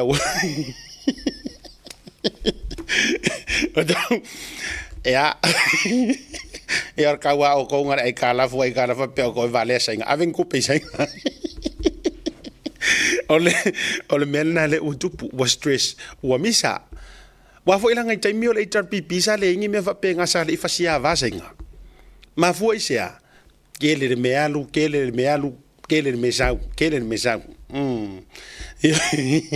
o antu lo mar fas ko so lo mar ka o fio media la tu lo mala aulia ko so mar container mai su yang anu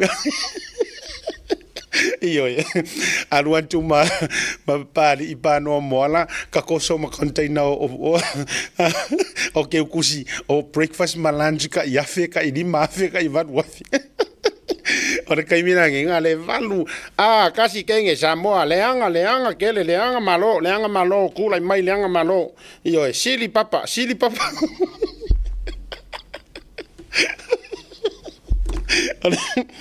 ole menga ole menga kele mirusi wa mangu aka o merusi ya mai o kele mirusi le ai misau kele mirusi oh my good boy ole menga ra kopu fasanga ku mari sengari kinge ya mai mari kinge what not my fault ya ku sa waso ya sa maka afika senga kau ai me o lo venga al mele wa kau ai sa ngai kinge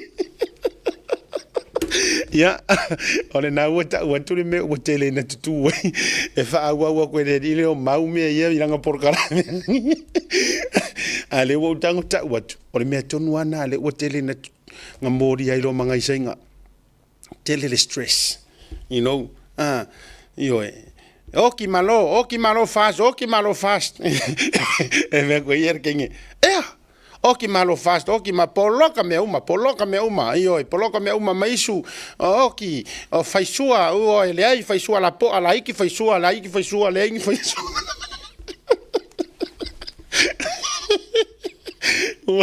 ai wala le mengi o le senga o le maku hako mu le ai oki ia kia I ko rua au sainga fai ko rua au Samoa maua vangoa makai au kele kupe alu ngu o ko makai usu mai fia ai makai kele kai mi fia ai makai kasi mafuanga ngongofo ka ua kasi mafuanga maua vangoa ngofo maua au Samoa sikisengi au Samoa ave maisu ave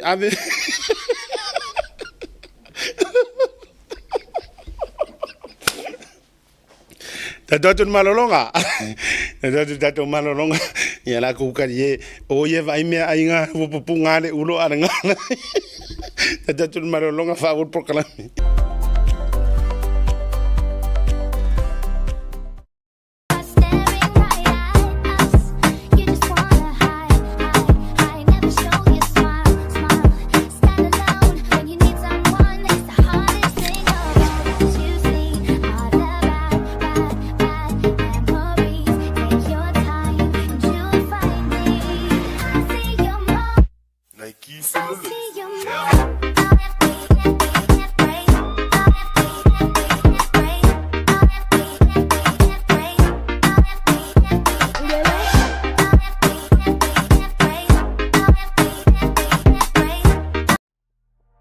Ale tau tuala Pacific Easy na masina to November mawailo vano te manumalo ai failonga tupe e fast food tana au saunia mo ana paanga e luas food failonga mo Samoa luas food failonga mo tato New Zealand e se ina failonga se fulu asto nai over yaso te tasi mana tualo fa wo pe tato fa bitoa na le lima tala pe fa nga ina Pacific Easy mobile app e fa tino ai o tupe fa mo moli mai lau telefoni fe be ai o lo no fo le tato direct transfer e ti posi mai lau tupe le tato account ma fa mali ina facility ilungo le telefoni ma fa tino la faina o tupe ai nga whabetoa. Mo le tutongi no pili o le bai, mo li maisi au nanga I Samoa, o lo mawhaina whatino o le tātu au nanga o le Easy Pay. Asiasi mai loi tātu ofisa I o Tara o Tāhuhu ma le taulanga whatau I mangele, pe walau mai le telefoni o Barcelau o tasi ono mo se la e lata hatu I ante oe, pe whao le tātu app po le direct transfer, e whasawa I lo teimi, ai mo se wa taunga tāfo I le pensini Pacific Easy, o la paanga mo tupe wha mo moli I Samoa.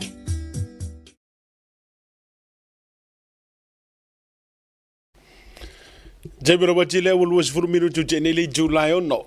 Ele tautu o fa wa le Blue Wave TV but proclaim le tautu ya ele vanga le fiafi. Ia o uta o tua ya de o tau ma fuanga o fa vevesi se nga yo la ko ko wala ngol li potina le mesamo. O fa tupula ia le me o le saina tula I fa msinonga. I tulanga tau sawaina fo ina domestic violence o violence ngai senga ia ai ono o le tele le stress ia fa petu atu ia ini ai tala fu te tele walanga ele e fa tala fo ngara utala ele se mangu mai senga len ka umai papali pa no moala ia o sena tonua ia le te fatu company fo ia le no ta ua lena uma engala sola vili lo molongo lua ka u ile ioe ka u vili ia no pifa le la sola ola ngi milionga ai kalaf ia o tosi silala ia ele se la tau te tali ai maybe ono ole mafuanga ua atu le malo fou atu lai mai o kurua ko solo markao fio meia walanga mana tua mai o mea lava nei lea e fatu matuna ma faa le tonu ai le sa valinga aso se akungua so se pisingisi so se kampangi ua o fo i kokongo e kalesia meia o le fai ma se e tau iai iyo o le kelenga e sa ola ala e kau ke e maria ia tatou walanga le e foi tatou fa tatala vonga ai le se to te lo oto e ia sainga o ke lo Samoa e fai la ko kai ko ruai o ala ko fa ku fai kai ko ruai Samoa just o se awala o kia fa pe umale tu la faleia tau io se mea e ala ai o inganga ma wana up fa Samoa se tau io se mea e ala ai e ala ilea ka o se mea awala ku ai le vakunga o un papa kua ai le tupu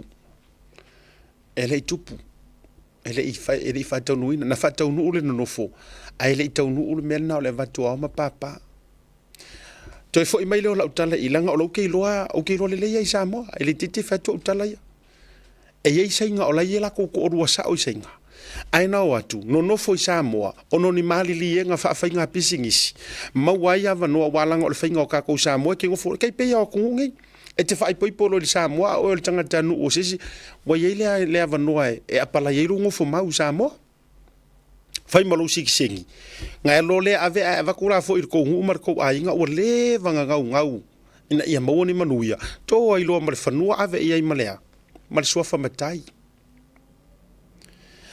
a online na tutupu matoe tase i tangata fai mea tonu makanga kalai fai mea sao le opportunity le anga o aku wai ono o lunga o konga fiki o ila le mapuna mai ai loilunga le mapunga mai ai loilunga le sao loko le vesi loa ioi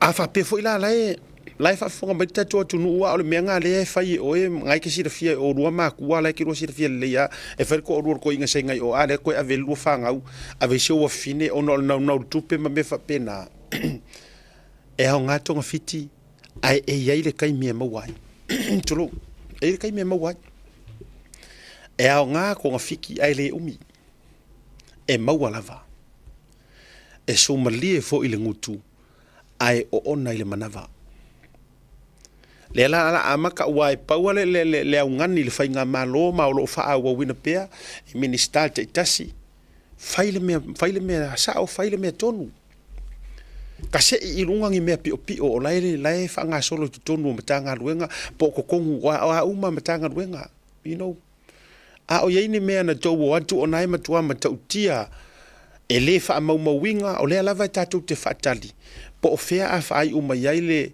le suenga o tusi na fainai le auditing le tatu te fatali tali po a fea sa wai po a fea foi mai ai le sueno le te le o mau meia na le fu wa tu per malo e taua wa te tau foi ona faima a mai se update po a fea wa te tau na mau wai le ungo o le sueno so suenga kusi am kanga nga ese me se foi o nga ruenga ia sa fai martele vai nga peyole o le fa mai lea o le misela o le fa mai o le va ale na fanua o ma me uma sa tatu fisilingia lena vi foi le tongi tu per malo e va tu company so sue o te tau na mai se auto tongo nei vai nga o le si vai nga o le utoe mo mai tala utoe ola ia le pe yo le pawa le sa pe le motu sala fai ono tulanga ile le nga fatia ele masini ya mo le tulanga tau ele tisi ya olo yai ia le fato fala inga le fionga ile minister a me sor fainga malo o me nei o me tutupu ele fo isa mo le pe le pawa ai ni me ele sona mai ai o ani me toe faaleleia e te tau ona toe faaleleia ma toe fotua ia fa pe o le o realize ai o tulanga e ono avatu se masingi e mahalo sia ku nga waki makulanga uma fa pena o le me o tau na fai o lo fai malanga mai fo ile fionga le minister e malanga tui i Australia ia o le tapenanga lava o me le e fa alu i luma le tautua mo le tatou tunu i Samoa le foi la tau te sila mai ia ele o maloloa nai alo le tatou tunu o lo ngā lulu e le tūlanga tau le ele tise ia ai pena te whai atu o ai ea lala ka ko kaule pua malafo iai o mea tatou te tau le pua malafo ile nei whai ngā malo ele ia to se pai a inga a o le ale pua la ka ko lafo ie nga sau whawhai mai le lua se furu kausanga kaluai ai se aka ko ke le la fo ai le pua kaule pua malafo nga i le vaenga sa fa se furu kausanga o sau whawhai mai ko nga wha fo ngei mea o le fisiringa ka unka ko karia o le mele iai toea o se pa o se lau ulu e le tusi le whai ngā malo nei tatou te le whai atu o ai tau puni matangi le whai ngā malo langa nei tau te sila fia ma le tatou proklame o le tau te iai ai ai a fo ini vaenga ele o le lei le whai ngā malo e alu sa o al whafangu e tu isa o al whai koko o le whai ngā malo a o le fisili ua tu le mawhau o le pe o le paua ia sa moa ele fau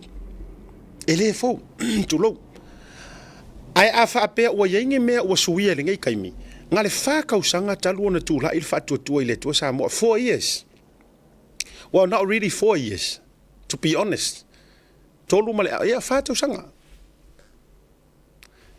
e fa kausanga e mafainga e kasuia ngi me o malavo ko kongo sa mo le fa kausanga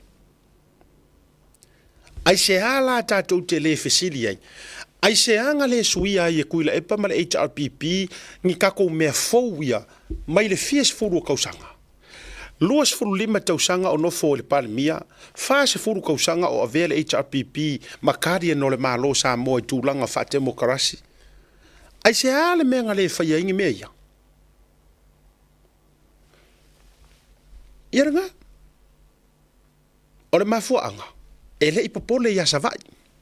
O le kali nga, o le mafuanga e le ikea ia savai. E le ipopole.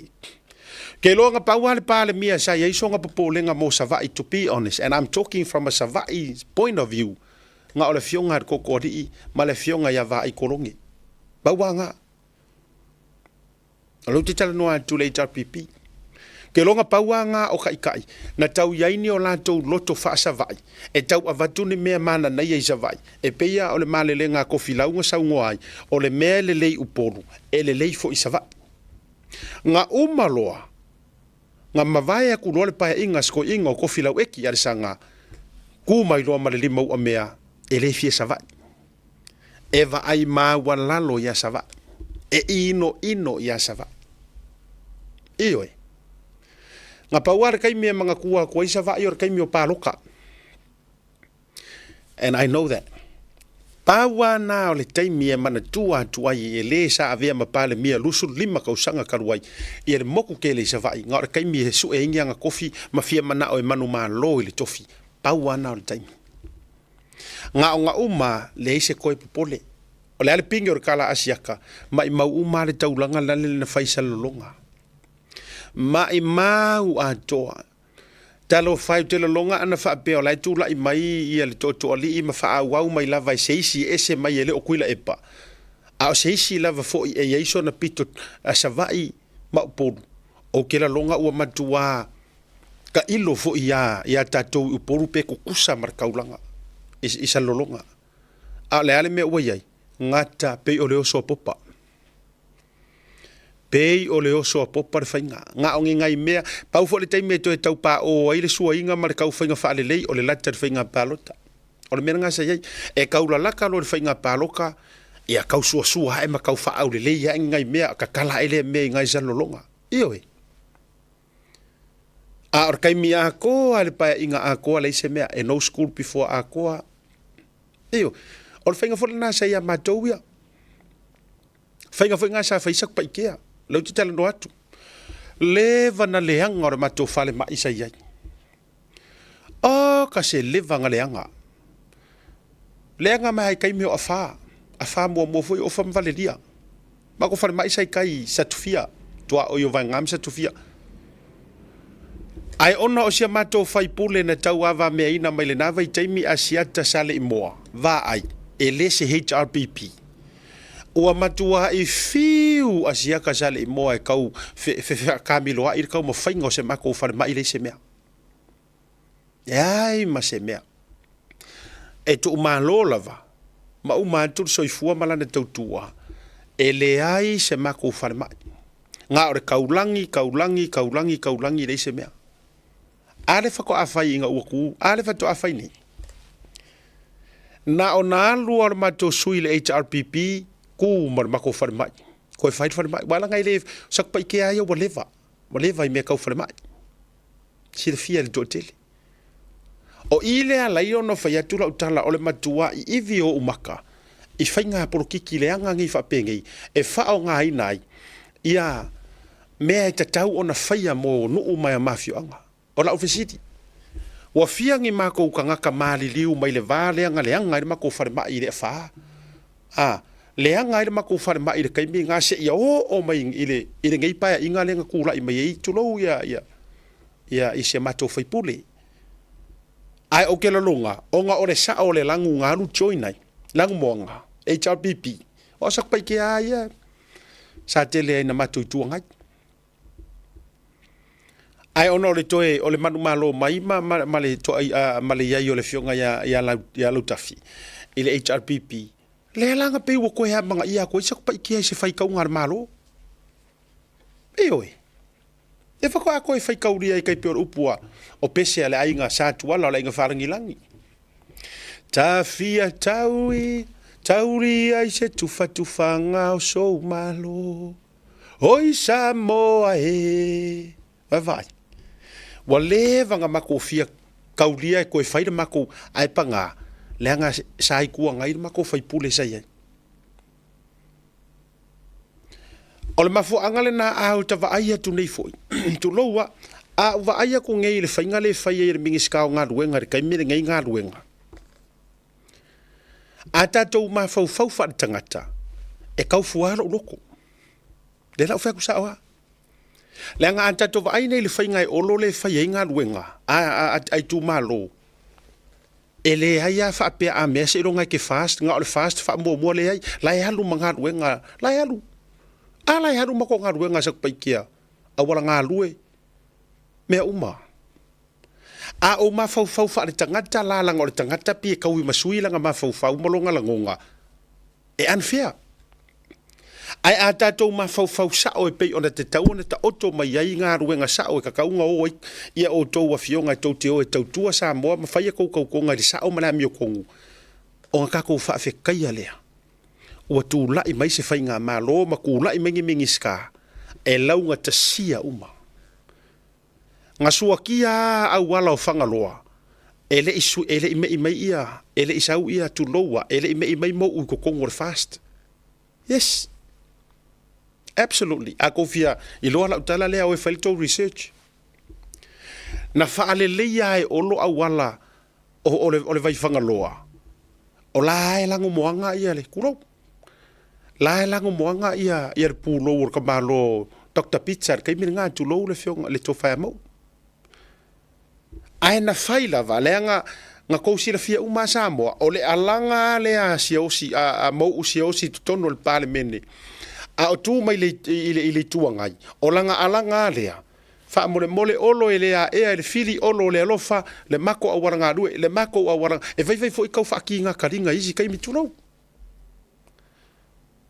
o ka fa pesole ia la a kau wala au mai ngai wa pe no fetu ata to wo e analysis me ia ma fo nga fa tangata e ka ke fa ku ka ke fa pesole kwa uma ku ngai ki ala venga HRPP ele ngi ko au wala nga fa ya wale van ku mai le au ku kama ya u ko HRPP ele ngi ko au wala nga fa ya alela ko mai ko fa kinga kalinga mai mako warwala au mai i malo fai mako au wala au fenga ye ko mingi scam ko fai pulling HRPP o anira to mena fai to sisila ai pe kai e au mai le fa to fala inga ale mingi ska o nga ruenga o laenga ke fai e ia le mea na tauto e watu e fai olea mua e kau kua longa i ku malo le anga o longa i ku malo nga ave ko kong lua e tau tua le atunu i a launga ta sia tangata uma peke mu peke viole peke udiuri peke pai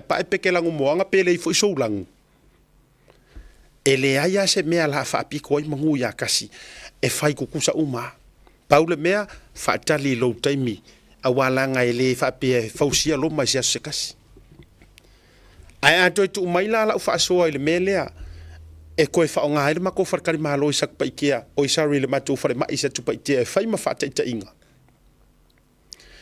leva nga fa ale nga inga mai kai mi ole fa ke la longo se me ole iva sfuru iva kasi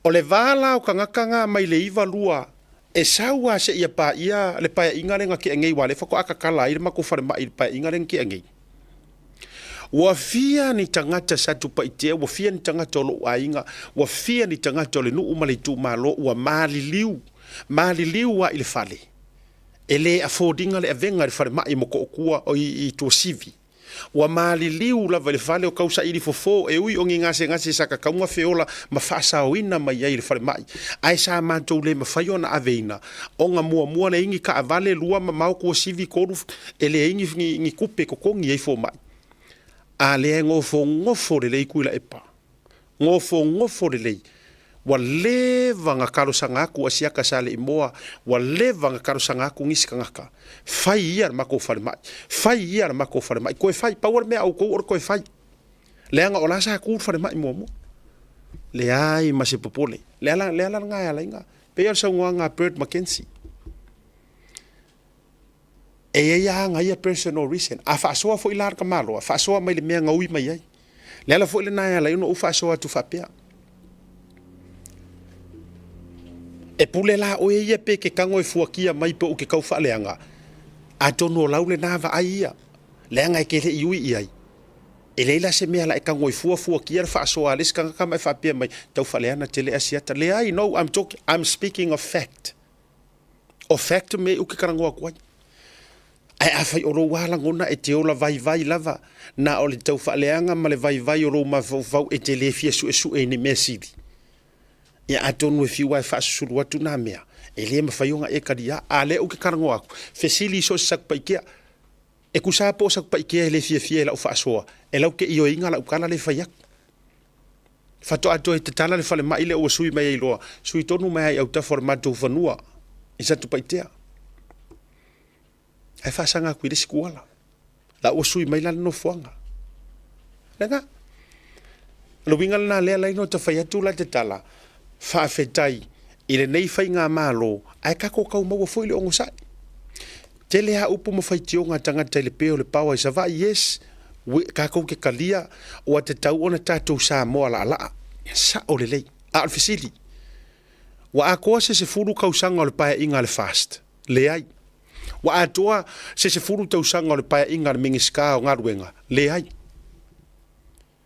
a o ai wa lua se furu kausanga o ngofo ma fa ka milo ma eva i lungo ngofo lea la uo ese wale valanga ka kaunga fai ngi masingi fou o ka ngi masingi le lei mangi masingi fou ya ala nga le lave sa utu lava le tangata ngau ku har kangaka e oi ele sel au kala ave venga ngau ese a o isi o di esa mingi sky pa inga ku nga yaku ka koso le penkla ko farkar malo ka koso le penkla ko o inga ko sirfia o inga le ko ke lo ele se ser fa so le ko fa yaku lenga sa fa moe kupe ar malo sa fa moe kupe le lopo kupe ya lenga ava ko ka mo fa ma ko far ma isak paikia ale ava ku ngoko ikanga fela o ye ya na ona uma tua o motur pa ufalawa le ko e mingiska le ko e faipule auto ma mafala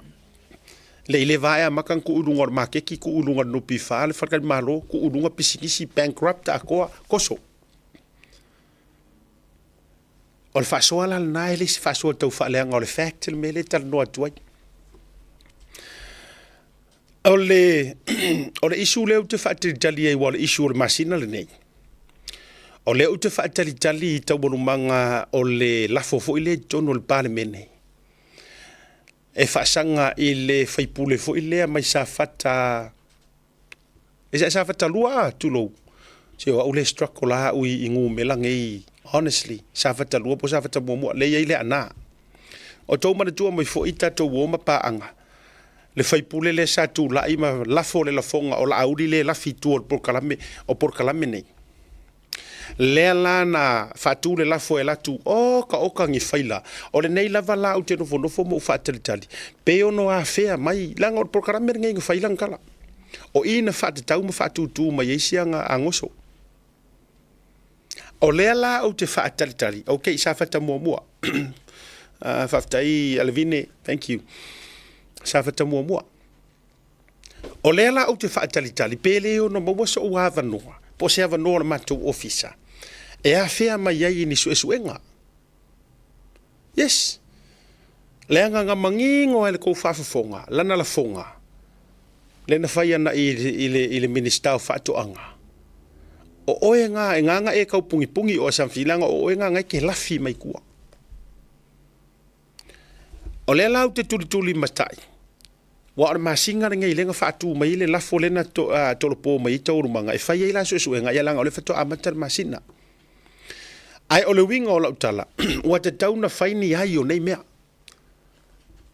wa ka kaunga fai ni ai ma wa te tau fo ina fai loa i tangata nei e le o se malo si anga lai ko ke ua o le malo si anga le ngofo makangaka yes tolo wa te tau ona fai loa i nei tangata wa lava ia aso o ko so nga ka faia sa mo ko so nga ka fili sa ngoa o le ua matua matu malama ai se vai nga fa fitai ai le malo tu lai mai fa fitai ile ability o le ua matu lo u makua le kele o mea ngai kukupu taimi o pule anga le HRPP ma taimi o tuila epa e fili e kuila epa po a mea e public mai o a mea e le public yes e fia tele to ina tele no le accountability e fia tele le HRPP e tele no le accountabilities ma le transparent o le siamu pingi o le lea yo ngisi e loangi mea o lo kukupu yes of course e sa tala e fia la unga ina le accountabilities ma le transparent ma nga ma le good governance e fia kele a ole matua siam pini e piki he's picky lale wingo la utala e selected ka maloa o fer me manga ya okay al me manga ya nga ku fa ya samo ai lolo me ka ko uma ya furu a uma oh no kafi me yes e fili e selective ka maloa e lengi transparent nga me na pauale fite taimi eli fo ai leo tele mai ngor kai mor fongo na paua na o le taimi eli fo lo leo kele mai ai o fai nga malone o me maneno ma mea paua nga leo kele ko ngor fongo ai musu kele liki mai ngi mea o ai vai nga o la to fo tanga fa al parliament e madua musu e liki mai ni mea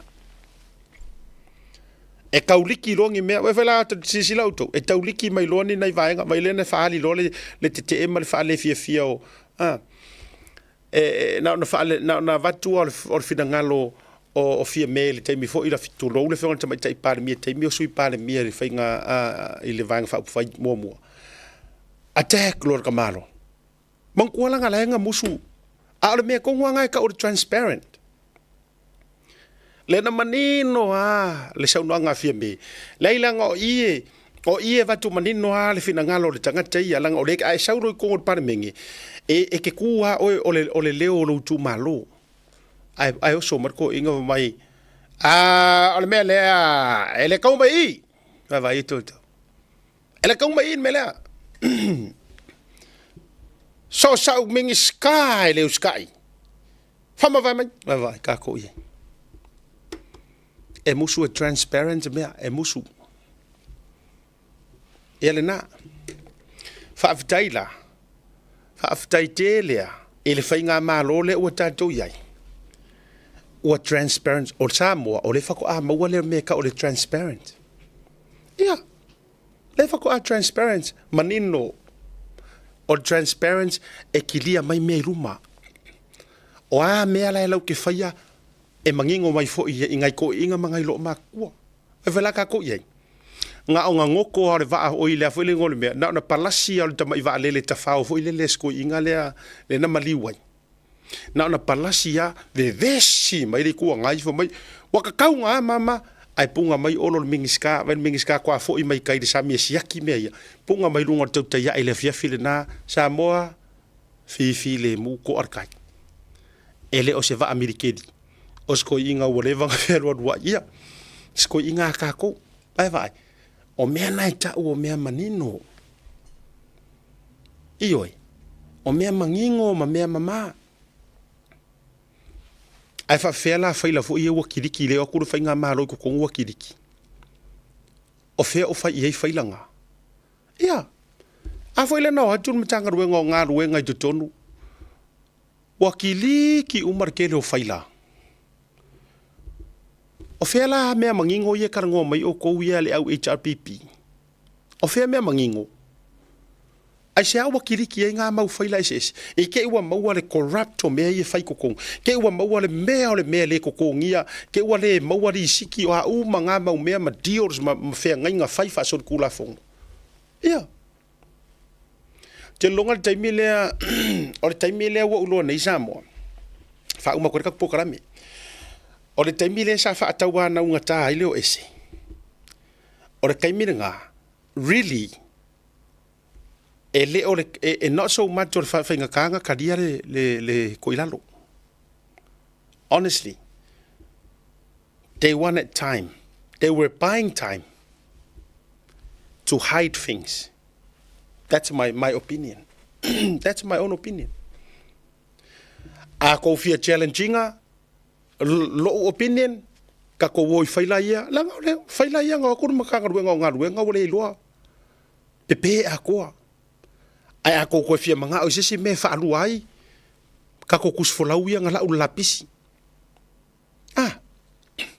ale nga maua mai la ko ke fa pe ai o ki ya lai mangai kangaka ele pi o te ki ai ngo kusfolau le mau kusfolau le mo kusfolau sa mo sa inga fo ngai e sa ui ngo ma Washington June ai sa unga kusfolau sa mo Samoan passport citizen of Samoa wala vanga me ruai e prove la ukala le faya iyo le la foi la le na le uti faya tu lava mo pisa tu lava la o fionga le sa o fapito ma le matanga ruenga o leva o na tau o le taimi ale nga kiriki ai faila ia wa o CEO ngo faya meanga ele faya engi kanga ka foi lalo mai isi management level CEO ma le meo le whaila le ngā ave kia i ka whaingaka, kanka kia i ngā. Le alala na ea lai no o talitonu, sa te tauna whaise whitewash. Yes. Mana tua mai foi. E sa au kau ke le whaia le ko inga skaili Amerika, kau ke le whaia le sistema Amerika. O le sistema Amerika, e watu lo le presidente fau mala na ia administration, out umalesi administration, ai vakulesi. E moni ala le faate mo karasi. E nga onga fesu ia o kai ia ma le latou discretions ma mingiska ma le latou discretions foi le filfiling o CEO ma ai ilo utalitonu. After 40 years o kula i mai se fainga malo se power. O leva ona tatau. O tatau wai mo no mea. Ona faise swinga le pe skaidi Amerika. Now, let me say this again. E na ona vatu wha manatu il whainga malo. Sa te tau, ona tau o atu. Sa te tau ona tau consider inga. Yes, we may be Democrat. Democracy. Ai sa ka kaunga kou sila. E wha se furu kausanga. O ka ika i le HRPP Samoa. 40 years. Le iai ya masesi ya ngao soifua ya la foi le feola ya ke longa ai wa yinka mai ki wa ingo ya HRPP sa te taua ona watu loa ka se i umalo ilunga fa malo lo umatulo with much respect okay de fa pia I've got nothing against ngai CEO but sa tauna to fa se whitewash kilingi uma ai koe avatu tangata fo leanga tau te loa o le toa tele nei o nisi le la tau te carryinga mea ia kuila e pa mar whainga malo le carrier ke lo whainga ruenga le kaimingi.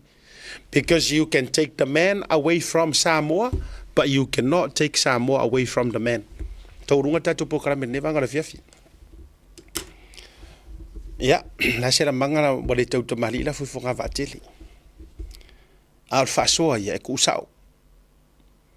Ol tau ta ya e alusa wa. O kele kami. No more kami, no more pionga. We had enough of this piongas. Wa uma mau pionga la mau ai na te avatu al vaenga lea. Fast furu kausanga. O kako HRPP uma. A yaila se swinga. It would have been nice. Pe anga saulo i kukongu. A mai mal administration folk.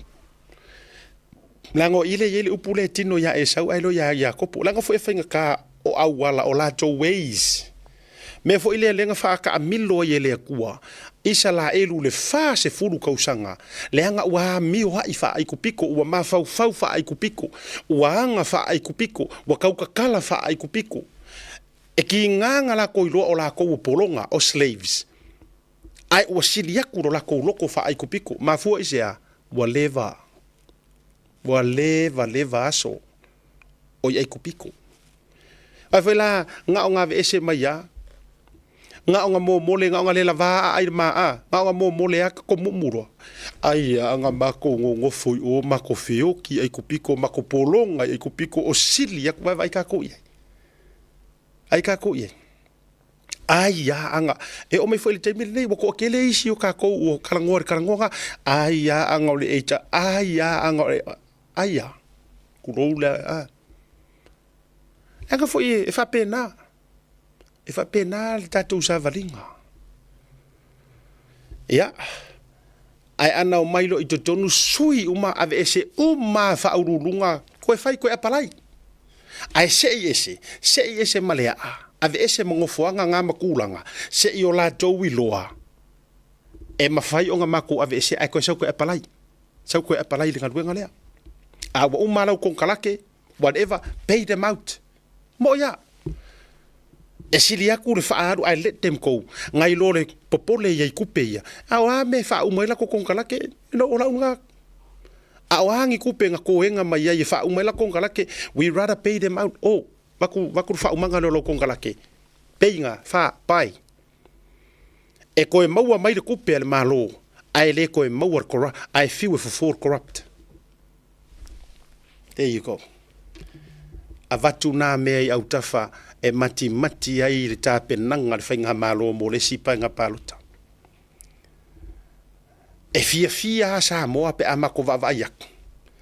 Let them go. A le ale mea ngai manga o pei out la ko konkalake ma mea uma no. Le anga e se hanga le lei mai ya recycle ar ku peia e tupu atanga ta vai. E sili aku le nga haru ngai haru ia kangaka ia.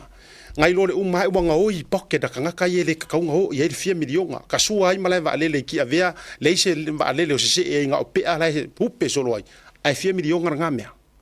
Ah. Le winga na lau te whai atu ai. Might as well, avel au vaenga lea. Bye, go. Mau ke re mo mia lau wha papomu rek sau whai. Leanga o lea o onga lea. Or kalat kus pa i ai sea a leanga sei. Le la unga fongo foku la e pai kua. A le feo lau la ia a leanga ia. Kako vai makanga ruenga o leo. Matua o ona whasalo ato. Ia whato whamo ia tua siata. Sports tala noa le whewhia taiao. Ya, mo Amerika Samoa, ya tu na tu lungo tu suia. E mo le so taiao, manuia le tu whainga palota, Amerika Samoa, ya, o a le isa utala to be honest lava, le isa utala tele, because I don't know much. Nga o Trump Kamala male ai mo falota I fale ayo Amerika Samoa, o le tu alalo asiata, faila u palota le tangata te sila fia e oe. E manuia ai lo ainga. Mana tua le upa mafa ainga. E le o le tangata e mawai fale te tele I whangatono, e le o le tangata e whaia awara lau papala popoa, le ai ainga. O le e alofa I lou ainga, mawai le lumana I o lou ainga, whaamanuia whaamama mea o loo whaingata, o a uma me whapena paloka iai. Ma le tangata e alofa moni. Ia, taurunga leo le proklame le vanga o le fiafi, awari tia le tua. e le tatou te ia tai au sports tranoa tatou veiloai i le aso tofi ia i le tatou tau te ia ia me se foi o le as freile fa mangalo se upu o sala asiata ma le proklame o le tau te ia tau fa seifo